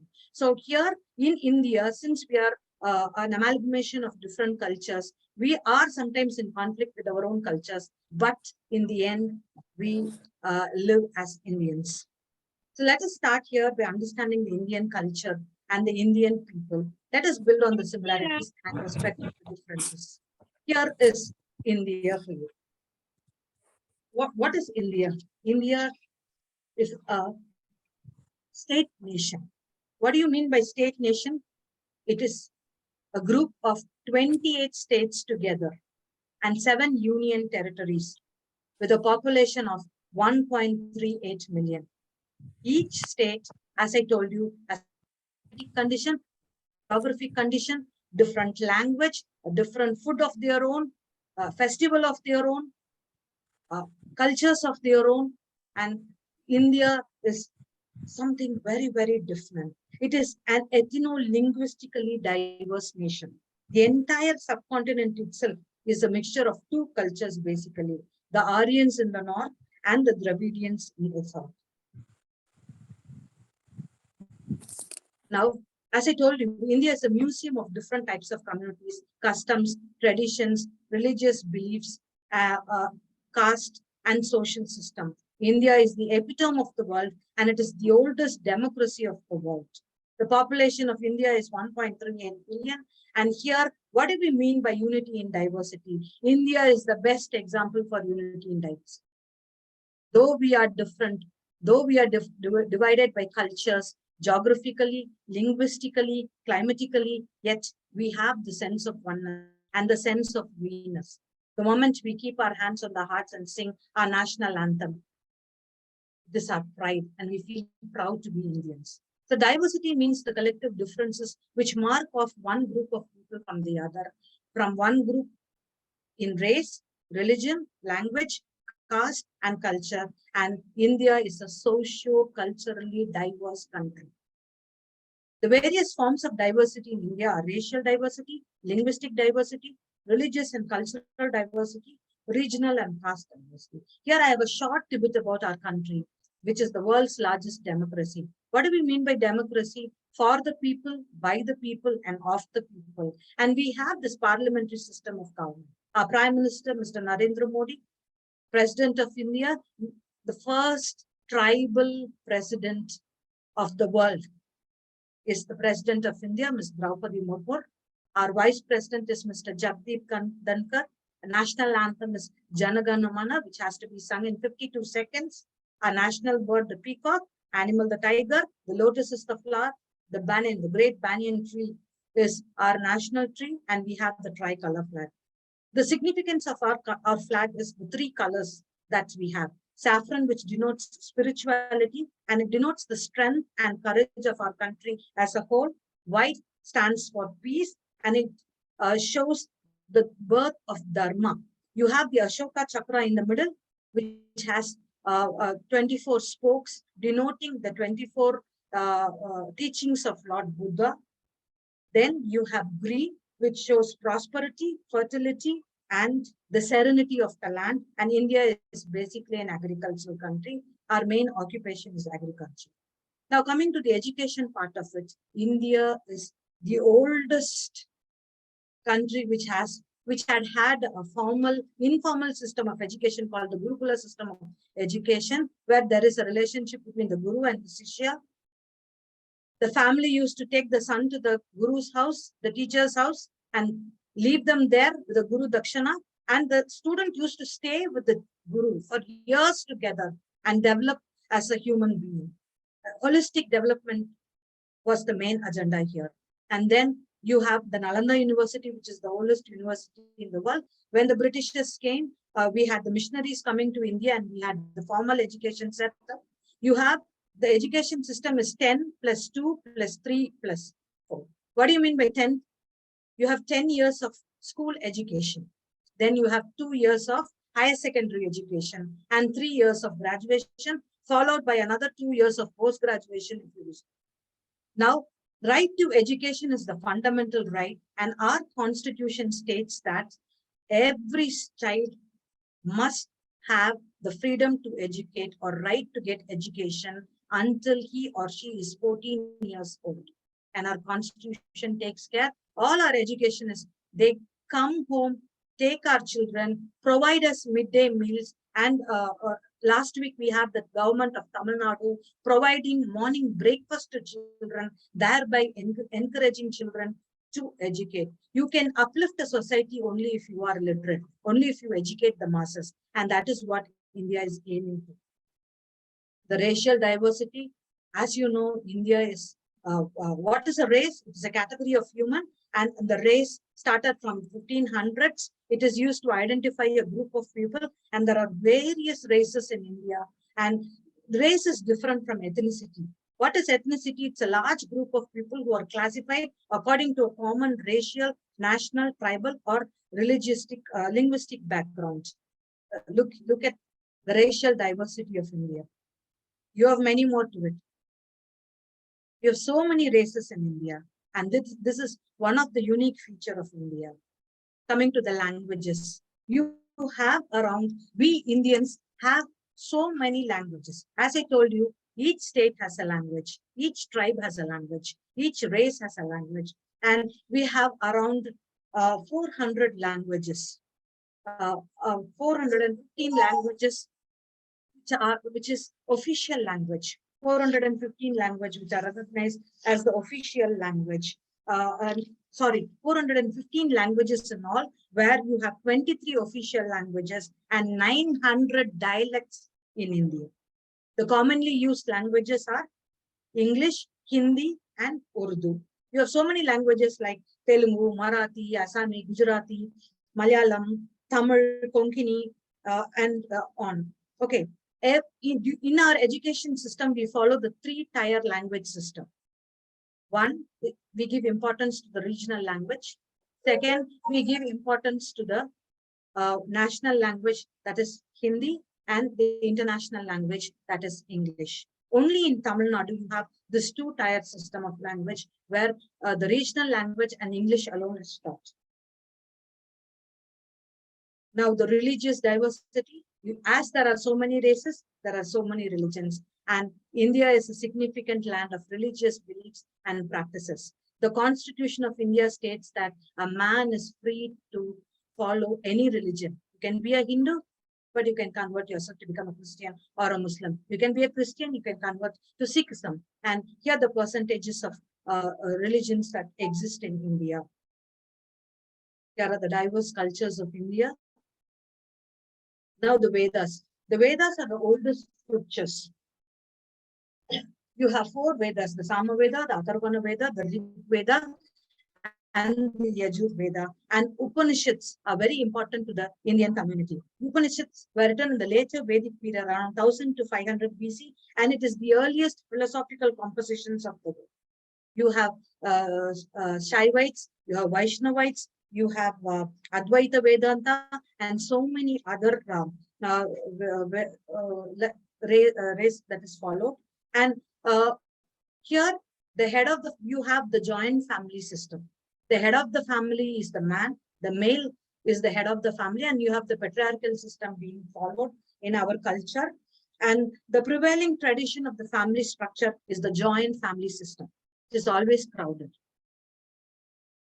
Okay, so members of the family, you have parents, children, you have children's spouses, and then their offsprings. And when it comes to marriage, we Indians, though we are modern, though we recognize many other cultures, we still prefer arranged marriages.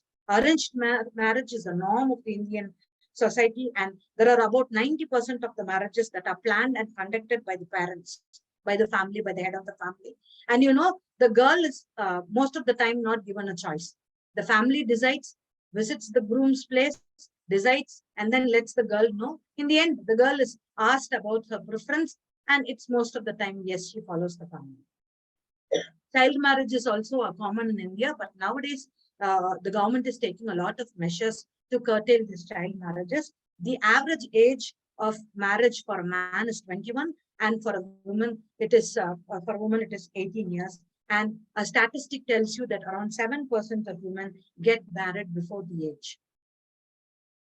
Marriages happen according to the customs of the particular religion, and a wedding gift is very, very important in our weddings. You have counters to receive gifts. The gifts are either in flowers, cash, or gold.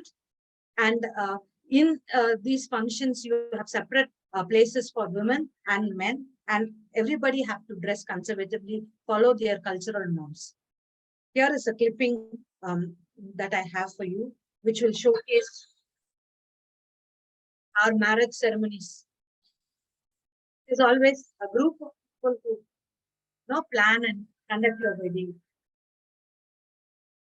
You are dressed traditionally, and it is then the boy looks at the girl and the girl looks at the boy. It is a hush-hush look. You don't have the opportunity to talk to them. Look at the customs that is followed. You have the entire family, the grandfather, father, friends, relatives, and you have prohibits who are conducting the marriage. This is the ritual where you make the tali, the wedding thread, which is very sacred.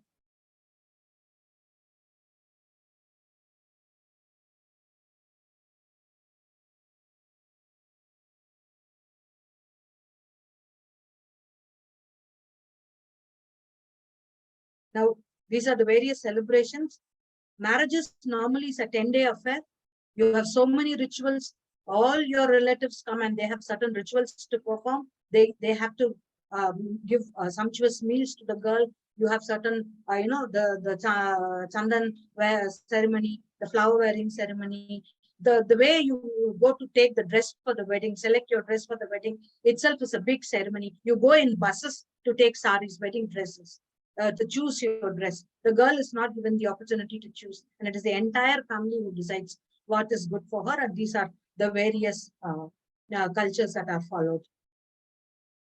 In the Brahmin family, you have the girl, the bride, sitting on the father's lap and being given as kanyadan. Dowry is most of the time given, though we are against dowry and we are slowly trying to do away with this evil system. Still, in many places, dowry is followed. And here you have the Muslim weddings, the Christian weddings. So each religion and each culture has its own ceremony. After the wedding, here you have a unique culture that is followed by the Indians, which is called as the bangle wearing ceremony. Once you get pregnant, it is either during the 7th month or the 9th month, you have a bangle wearing ceremony where the sound of the bangles is said to enhance the hearing capacity of the child. So it is assumed that the child listens to the environment around it, even when it is inside the womb of the mother. And so you have the bangles, and every time it clings, you know what happens? The child listens to the sound and it develops an association with its environment. And it's a grand function that is always organized. Then before that, you have the puberty function. A girl, when she, attains her age, or what you call the menstruation, for the first time, a grand ceremony is organized to respect the womanhood in her and tell her, now you have become a woman and you have certain rules and regulations to follow, certain duties to follow. And it is normally the paternal uncle who conducts this function. There are flexes, this big gala function, and you have gifts given. You have gold given, gold saris, silk saris given, and you have, the sumptuous meal, both veg as well as non-veg meals provided. Now, the festivals of India.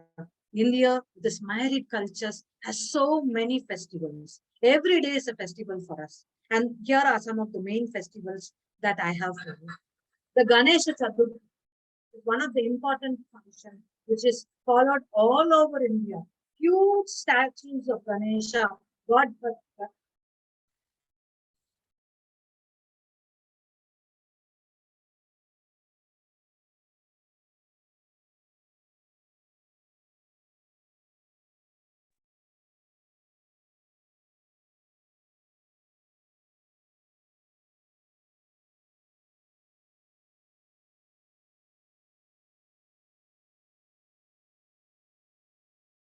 This Ganesha Chaturthi again is a 10-day affair, and the end of the 10th day, you have these Ganesha idols which are made of clay, taken to water bodies and submerged in the water bodies.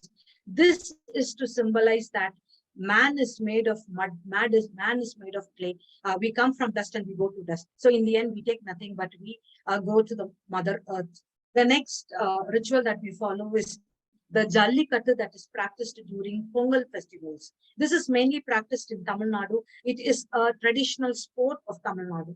And it is during the Mattu Pongal, what we call. Here in India, we worship cows. We are against beef and pork.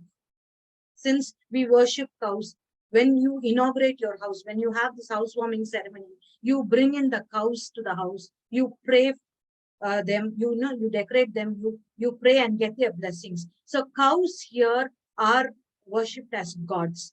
And the traditional sport of Tamil Nadu is this Jallikattu, where the young men are asked to showcase their valor, their bravery by catching these cows. This lump of the cow must be caught, and you must make the cow stand for a few minutes. Then you are given prizes. The prizes are in gold, cars, bikes, huge costly gifts. And it is really a big, a valor, an achievement if you participate in this Jallikattu. Sometimes the big leader gives his daughter in marriage to those young men who participate in this Jallikattu. Now, here is the traditional folk dance that is practiced in the southern parts of India. Again, here you have, this is done during Pongal times. This is called as the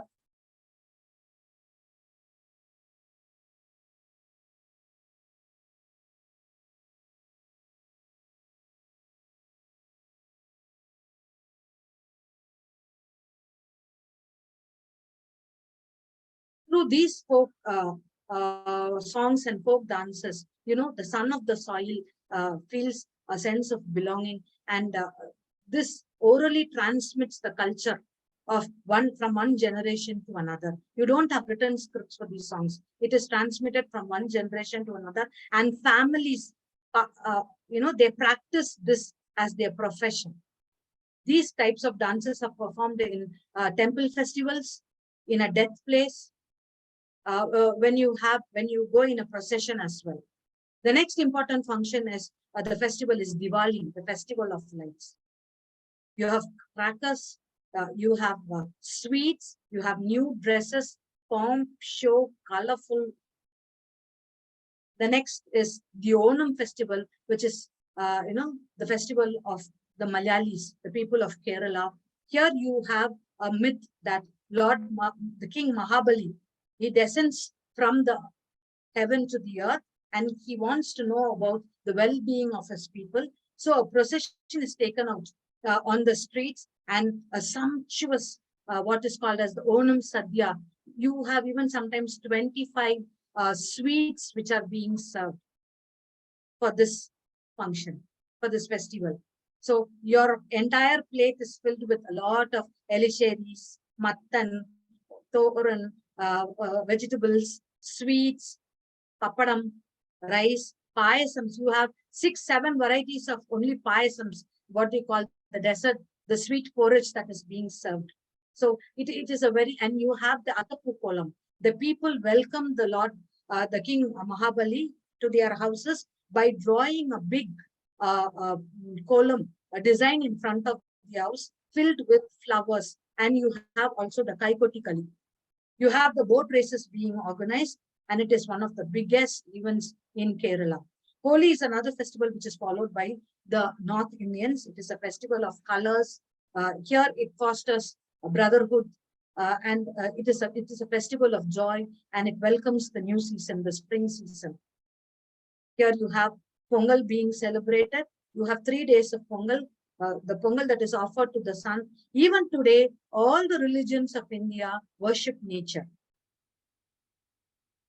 Now here you have the profession of agriculture, and this again is a ceremony for us.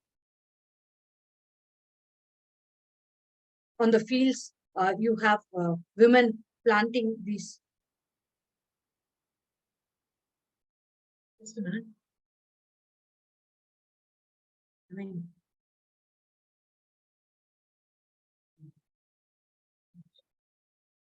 And we sing songs to forget the tiredness. These are all folk songs. It comes under the folk tradition.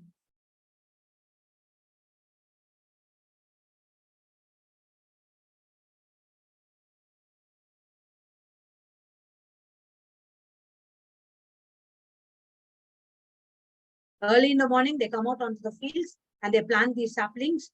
And in order to forget their tiredness, in order to forget their worries, singing in praise of the landlord, the sun, the rain god, they sing traditional songs.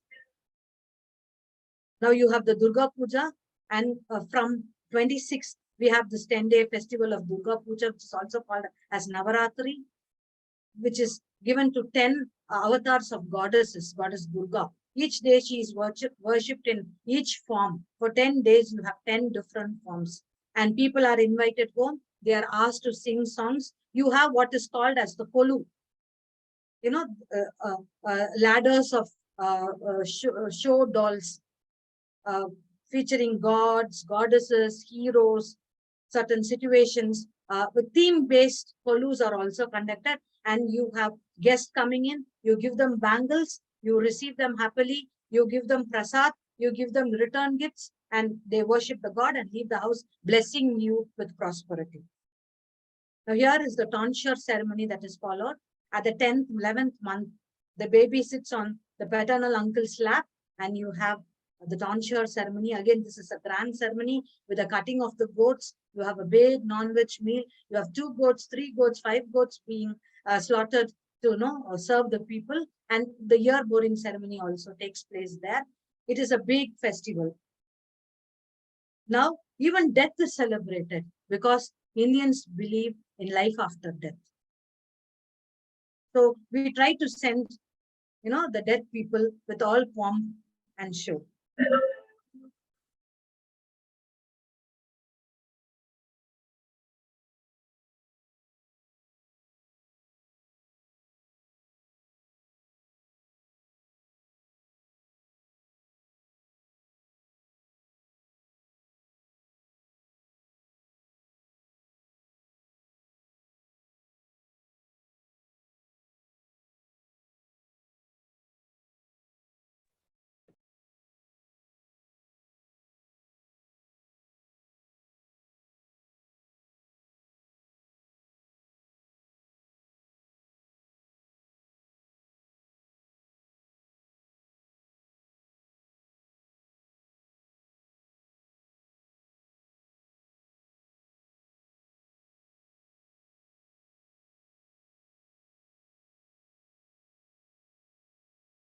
These are tribal hamlets, and still today they believe that the dead will come back to life and you have life after death. So they have certain things that they offer to these people, and these people are carried with all pomp and show, with all happiness, and they are buried with clothes, with food, and with certain things that they have used. It is believed that they will take it to the next world as well.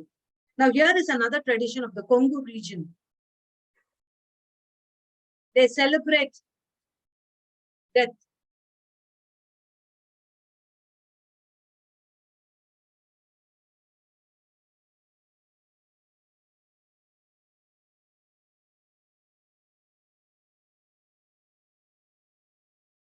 Now, about the clothing in India, sari is the traditional cloth, and clothing, again, the clothes, the dresses differs according to the ethnicity, the geography, the climate of the particular region of India. The traditional women clothing in the sari, it is either in silk, cotton, linen, georgette, and so many other materials. The sari is 6 meters long. Sometimes the Brahmin community, they wear saris of 9 meters.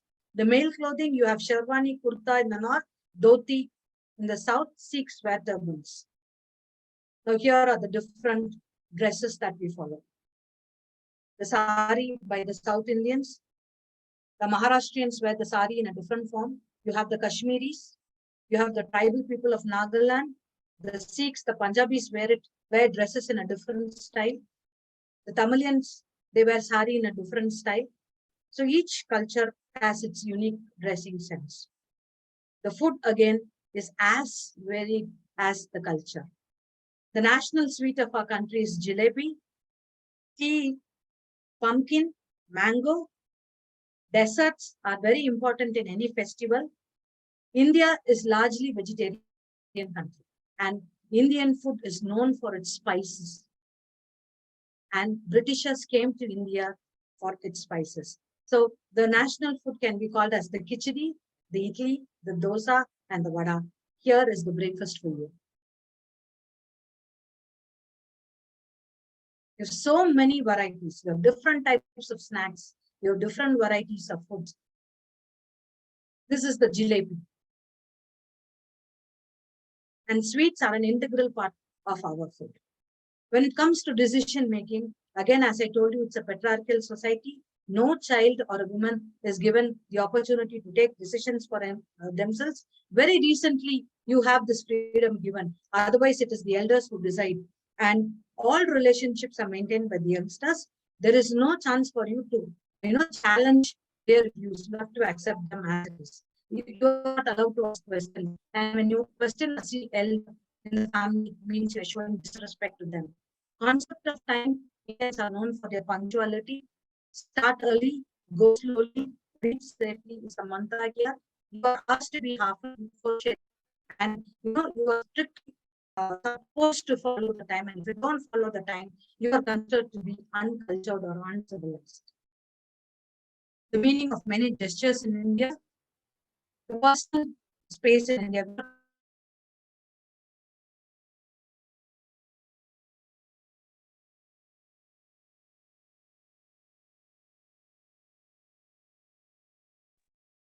Excuse me, the committee, do you think that Dr. Sindhu is left the room? Ibu Widya and the team? Yes, ma'am. I think Dr. Sindhu is left, yeah. Maybe Yeah. she has a low-she connection, yeah, Mbak Yuyun, yeah. I think Mungkin so, bisa yeah. It's question and answer. unstable connection. Yeah. Okay, I think I tried to make a little bit a summary about unity. And excuse me, Mbak Widya, if you see Ibu Sindhu or Dr. Sindhu, would you like to let me know? So, Okay. ladies and gentlemen, when we are talking about what Dr. Sindhu stated about the unity in diversity, epinotic study of cultures in India, I thought that Miss Sindhu is come back, ma'am. oh, okay, thank you, Mbak Widya. Excuse me, Dr. But Sindhu. still on, yeah. Yeah.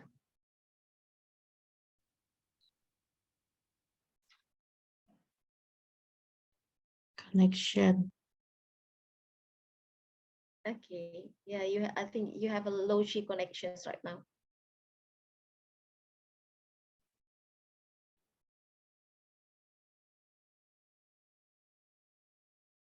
Okay, left again. Yeah. Let's be, and when we are waiting her, I'd like to make a little bit summary about she tried to talk about what is a culture and how an understanding is different, how an understanding of different cultures are important to maintain unity. And she also going to, I think she also highlight the different cultures in India concerning education, marriage, what else, the family setup, different states, different festivals, different cultures of India, food habits, different dance forms, and then different, what he said, dressing sense and manners unique in India. I think that all that I can share to you, ladies and gentlemen. And then is Andrew still here? Mbak Widya? Yes, ma'am. Okay. Mr. Andrew still here and Miss Yuyun Yeah. too. Okay, I'd like, I think I should cut Dr. Sindhu because time is running, seems so fast, yeah, ladies and gentlemen. So we still have time for a bit, yeah, Mbak Widya, yeah? Is it okay? Yes. Okay, Yes. all right. We've listened to each speaker, so ladies and gentlemen, there is still time. So we will open an inquiry sessions. Kindly feel free if anyone wants to have any questions or any kind, you can raise your hand. Okay, Azahra Muharmah. Okay. Sorry, there was a technical glitch. Okay, Azahra Muharmah. Oh, excuse me, Azahra Muharmah. Yeah. Sorry, there was a technical glitch and my net got disconnected. Can I continue? Okay. Yeah, it's okay. Yeah. Okay. I think Yeah. you still have, excuse me, sister, you, Yeah, five more minutes, 5 more minutes. I'll oh, finish 5 with it. minutes, okay. Okay. Go ahead. The personal space is very close because the family is a close-knitted family. All of us live in the same house. We don't have separate rooms for ourselves, and we share our bedrooms. So touching the same sex person again is considered as a sign of friendship. Nodding of head is very, very important because that is a sign of respecting people who talk to you. You don't nod, you just sit like that. They consider it as a matter of disrespect, that you're not listening to them. So nodding of head is very, very important culture. The thumbs up sign again tells you that you're okay with it. And here in India, we eat with our fingers. We don't use spoon, we don't use fork, we don't use, we just use our hands to eat. Welcome our guests. We think that guests are God. We tell them that Aditi Devo Bhava. That means the guest is God. We believe God comes in the form of human beings. So whenever guests enter our house, we treat them with utmost respect. We welcome them wholeheartedly. And then we say namaste. Hugging, kissing is not allowed. We have to maintain our social distances here. And here in India, our culture ask women to go first. The first preference is for the women, and men, give way for us. We are not allowed to point fingers at others because we say that when one finger points somebody, 3 fingers point us. So here we are taught not to find fault with others. Now, touching, we fall at the feet of our elders in order to, as a mark of respect, but we are not supposed to touch somebody with our feet, not to stamp them, not to hit them, not to kick them. It is considered as an utmost bad habit in our country. And we are not supposed to make an eye contact with the person for a long time because it is considered as intimidating. We respect the age, and we shake hands only when it is offered and only when it is very, very essential. And it has to be a straight and a warm. Is considered as rude. And before you enter every house, class, you're supposed to remove your shoes or your slippers outside the home and then enter, because a house is considered an abode of God and goddesses. Now, food habits are very, very important. You are strictly asked to follow the food habits, and using both hands is not allowed. Even ambidextrousness is not encouraged in India. If somebody writes in the left hand, they are ridiculed and they are discouraged from using their left. You are only allowed to use one hand to eat, and you have to use only the fingers and not grease your palms with food. Now, touching somebody's head, hitting them on the head is considered as a very bad thing, as a very sensitive thing. People don't like it. And then when you give something, you give it with your right hand. And when you use your left hand to clean, you don't use, there is a distinguishing between the right hand and the left hand in the Indian culture. Right is used for good and left is used for the other purposes. Now, supposed to offer food from our plate to somebody else's plate, that is considered as uncivilized. Again, our lunch is not in this, as in other cultures. You are not supposed to eat when you talk. You are supposed to sit in a group with the family and eat silently. You have no choices to eat what your mother offer you. And you are not supposed to thank the host once you leave the house. You come, you stay, you find out, and when you go, you're not supposed to say thank you, because that is considered as a rude behavior. You smile and you tell them that you're very happy and you will come the next time. Poitu varai, you will say. That means now I am leaving, but definitely I will come the next time. One more thing is, when you eat in a plantain leaf, the banana leaf. Food is served on the banana leaf because it has medicinal properties. When you close the banana leaf, you are supposed to close right to left for good auspicious occasions, and the other for a day. So, lunch hour is the place of amusement and relaxation here. Now, different areas of cross-culture, you have corporate culture, interpersonal cross-cultural communications is very, very important to grow your business, and you need to develop cultural competence. Now here, cultural awareness is very, very important because, as I told you, the world has shrunk itself to a global village. You need to communicate with people of different cultures at the same time. And these various levels of cultural awareness will help you grow. You are not supposed to say my way is the only way. You are not supposed to say, I know their way, but I'm much better. My culture is much better than their culture. No such bias, no such prejudices are encouraged. And if you're going to practice this, you will never survive. And people are encouraged to say that I have my way, you have your way. Let us have our own ways. In a love marriage, this is what you have. You have the mixing of two cultures. A Hindu marries a Muslim, or a Hindu marries a Christian, a Muslim marries a Christian. Let us not fight over God. Let us not fight over religion. Let us not fight whose belief is stronger or whose belief is good, true, because we get married to live happily.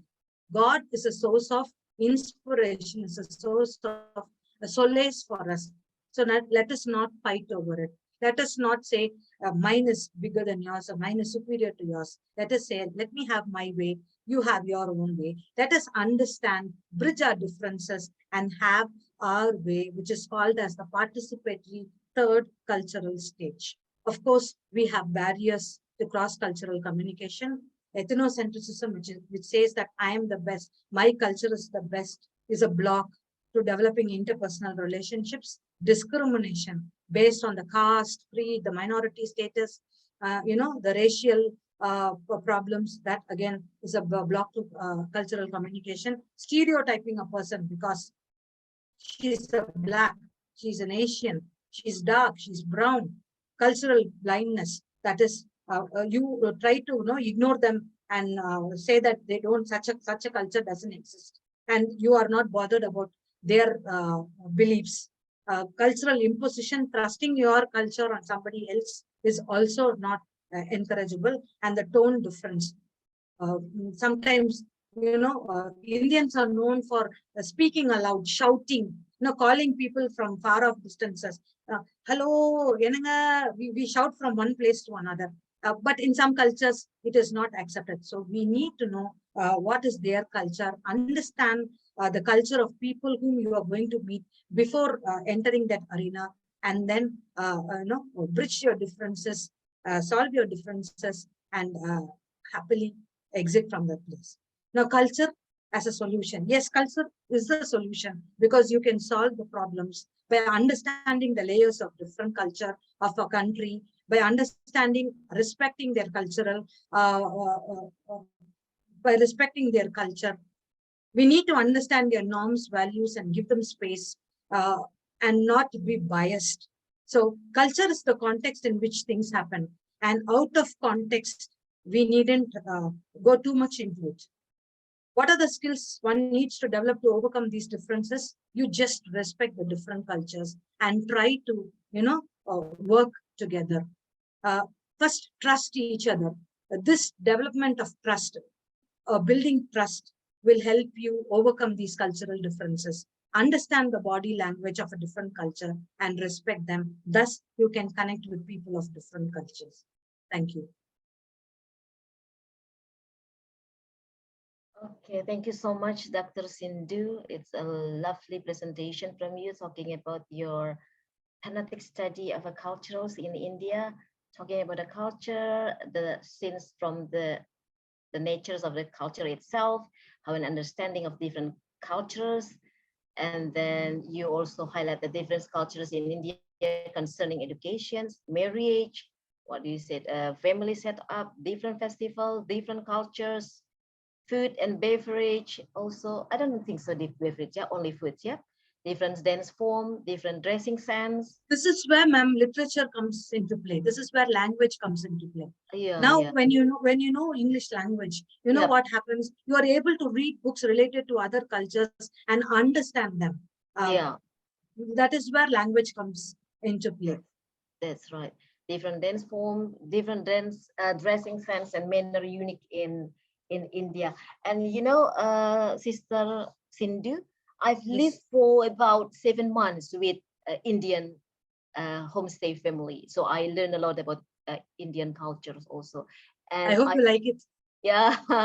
And then, I love jalabi. Is that Yeah. right? Am I So good? when I come to Indonesia, I'll definitely bring you jalebis. Amin, amin, amin, amin. Inshallah, inshallah. Okay, and one more question, so directly to you, yeah? Is a Veda consists of 4 Veda?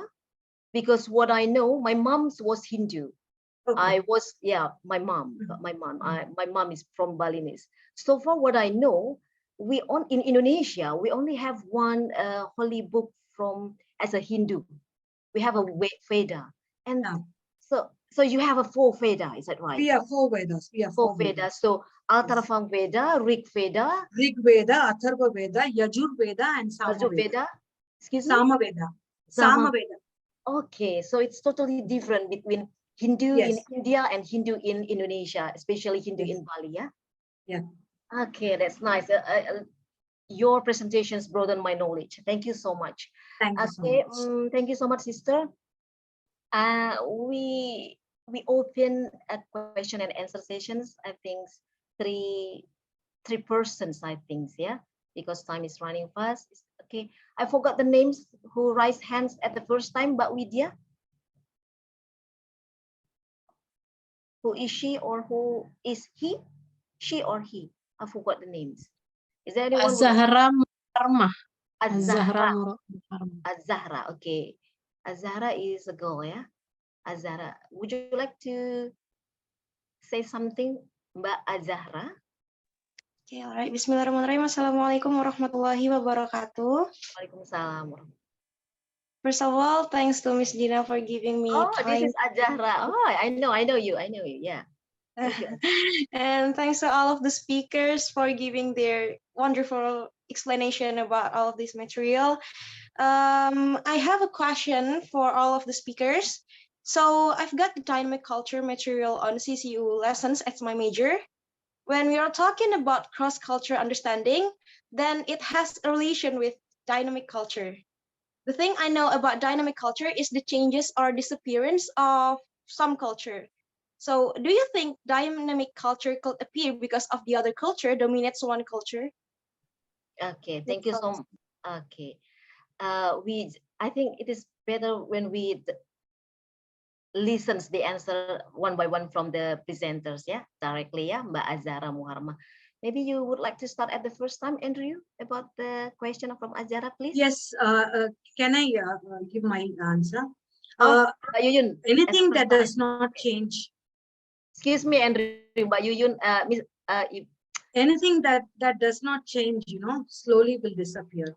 The Sanskrit, which was the oldest language of the world, disappeared because it was not receptive to change. It needs to be dynamic. It needs to change with the time. If it doesn't change, dominance needn't be the reason. If it refuses to change, if it is static, and if it refuses to change and make certain slight variations, then it will disappear. That culture will disappear. Okay, thank you. I thought I hear this is Ibu Yuyun, Dr. Yuyun. Sorry, excuse me. Thank you so much for your explanations, Dr. Sindhu. What about, excuse me, Mbak Yuyun, we go first to Andrew, yeah? Andrew, would you like to give your perspective to Azahra, please? I think as Sarah, I think it's raised a very good question and an interesting one. I think the cultural dynamism and like I agree with Dr. Sindhu that cultures are not static, so that cultures evolve and kind of change. So there are also cases when when a dominant culture kind of sort of marginalizes another culture, like New Zealand, for the Maori experience during the late 19th century. So the Maori were sort of kind of pressured to assimilate into white cultures, that included adopting English, Christianity. So I think for a period, the Maori language and cultures were the values of kids were actually beaten in schools during the late 19th century and the early 20th century speaking Maori. So it was only, I think, around the 1970s that they began to revive the Maori language. so the practice of like dominant like cultures, like marginalizing other cultures, like it happened like throughout history, like when the Baltic states were being ruled by the Soviets, so like Estonia, Latvia, and Lithuania, like the Russians kind of discouraged them from speaking their language. And then I think Korea, when it was ruled by the Japanese, so sometimes like I think imperialism like it can have a damaging impact on other cultures when when a dominant group sort of marginalizes like another one, like another culture. So that's similar things that happen in the US, Canada, Australia when the European settlers like try to force the indigenous peoples to assimilate. So that's one problem of the melting pot model. Like the melting pot model, it doesn't always mean that like all cultures are accepted. Like usually like the dominant like ethnic or cultural group like set the terms of like what cultures, values, beliefs are accepted. That's my take on like cultural dynamism and dominance. Okay, thank you so much, Andrew. Thank you for sharing your viewpoint with us. And last but not least, Mbak Yuyun, what is your opinion, Mbak? Yes, thank you very much. Azara, such a very good question about cultural dynamism. I just wanted to add what Dr. Sindhu and Andrew has already mentioned that I guess within communication and cultural studies, culture is the context of the human being involved in communication process. So as human beings are very dynamic, so does culture. So I think it is inevitable that culture always change. And don't forget that when we are talking about the relations between dominant and submissive culture or dominant and minority culture, there is always way that culture has the submissive culture communicate itself or articulate their point of view. In my field of study, media, we believe that media is the outlet for the contested ideologies, be it from dominant culture or the minority culture. So again, as you may see that culture always change. The dominant might articulate with the media as the outlet, but the minority culture can always find a way to giving, to provide, to send their voice out through the media. For instance, there is a term called cancel culture that is currently happen, and it's only happen currently because of the availability of the social media that being part of our everyday life. Cancel culture usually attached to the Hallyu wave, a Korean drama, Korean wave, be it in drama or soap operas as well as other things like the singers, the celebrities. So again, it's the example of the culture that is happening only because of the availability of social media. And there are also other cultures that also disappear. Let's say in my culture, Javanese culture, we do have like previously we did have a communal character of the society, but nowadays it's very individualistic due to first of all pandemic, and second of all because of the like the people becomes less less feel that it is important to contact others. So that's the example of like the dynamic of the culture itself. Thank you. That's all my answer, Budina. Okay, thank you so much. Three of you have a good perspective. Seems like I don't, like Dr. Sindhu, seems like I think I should learn a lot with blocks to cultural communication. You said that 6 blocks to cultural communication. I forgot what kind of slide is that. And I think Andrew, Yuyun, and you have a good perspective about the sense of identity like this. And by understanding this one, we can create a positive start to the jet generations, like that native digital, something like that. That's good. Yes, Thank you. definitely. Thank you so much.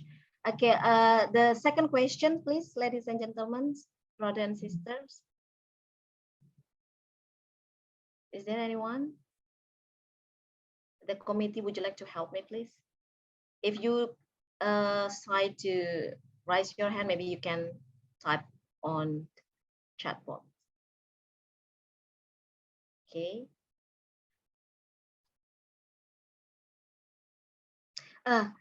Dr. Sindhu, how would you like to let me know about point with an upward palm like this? Is it like this? Oh, okay, like this, yeah. Okay, point with an upward palms. Okay, but my friends in New Zealand and Australia, India always kiss. Not namaste. Mbak Yuyun ya? Kiss ya Mbak Yuyun. Okay, thank you so much. No, and then respect age and seniority. Yeah, I think Andrew is not far away, big up than me, but I respect Andrew. And then should I call you with Hanji, Sister Sindhu? No, no, just Sindhu, yeah, or sister. Okay, thank you so much. Okay. Okay, ladies and gentlemen, and also the committee, my coordinator, Mbak Widya, I think time is up because I don't think the online participant would like to have any questions anymore. Thank you so much. I really appreciate it. Dr. Sindhu, Dr. Yuyun, Dr. Andrew Lim, with all of my humility and all of the committee, Ibu Mrs. Widya Noviana Nur and Mrs. Rosanti Toba, the Dean, and all of the what we call the practitioners and also lecturers, which is work hard for this event. We really appreciate three of you. And then Mbak Widya, would you like to share as just a symbolic the e-certificate before we give it directly to them via email? Yeah, this is a certificate for Mr. Andrew Ming Lim, Ph.D. Thank you so much, Andrew. Thank you so much. My boss, coordinator, Mbak Widya Noviana. Thank you so much. Yeah, thank you. And then this is Mbak Yuyun.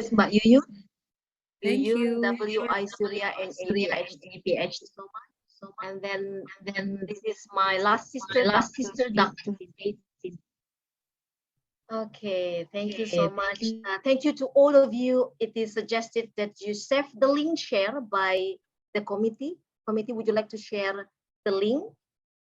You save the link and then you keep it, and then please click the link again within, I think, 2 to 3 days to get your e-certificate. Yeah, not for the speakers, the speaker special from me. Okay, it is for the participants. Yeah, for right? the participants, not for the speakers. Okay, thank you so much. Thank you so much for the opportunity. It is really a big thank you to all of you. Nice getting acquainted to all of you. I mean, God bless all of us. Thank you so much, Andrew. You're Thank welcome. Thank Thank you, you so everyone. much for coming. Thank you. Thank you. I would like to say goodbye and have a lovely Friday, everyone. Bye. Dhanyavad. Thank you. Thanks so much. See you. Nice to meet you, Dr. Sindhu, Dr. Andrew. Bye. Thank you so much. Pleasure.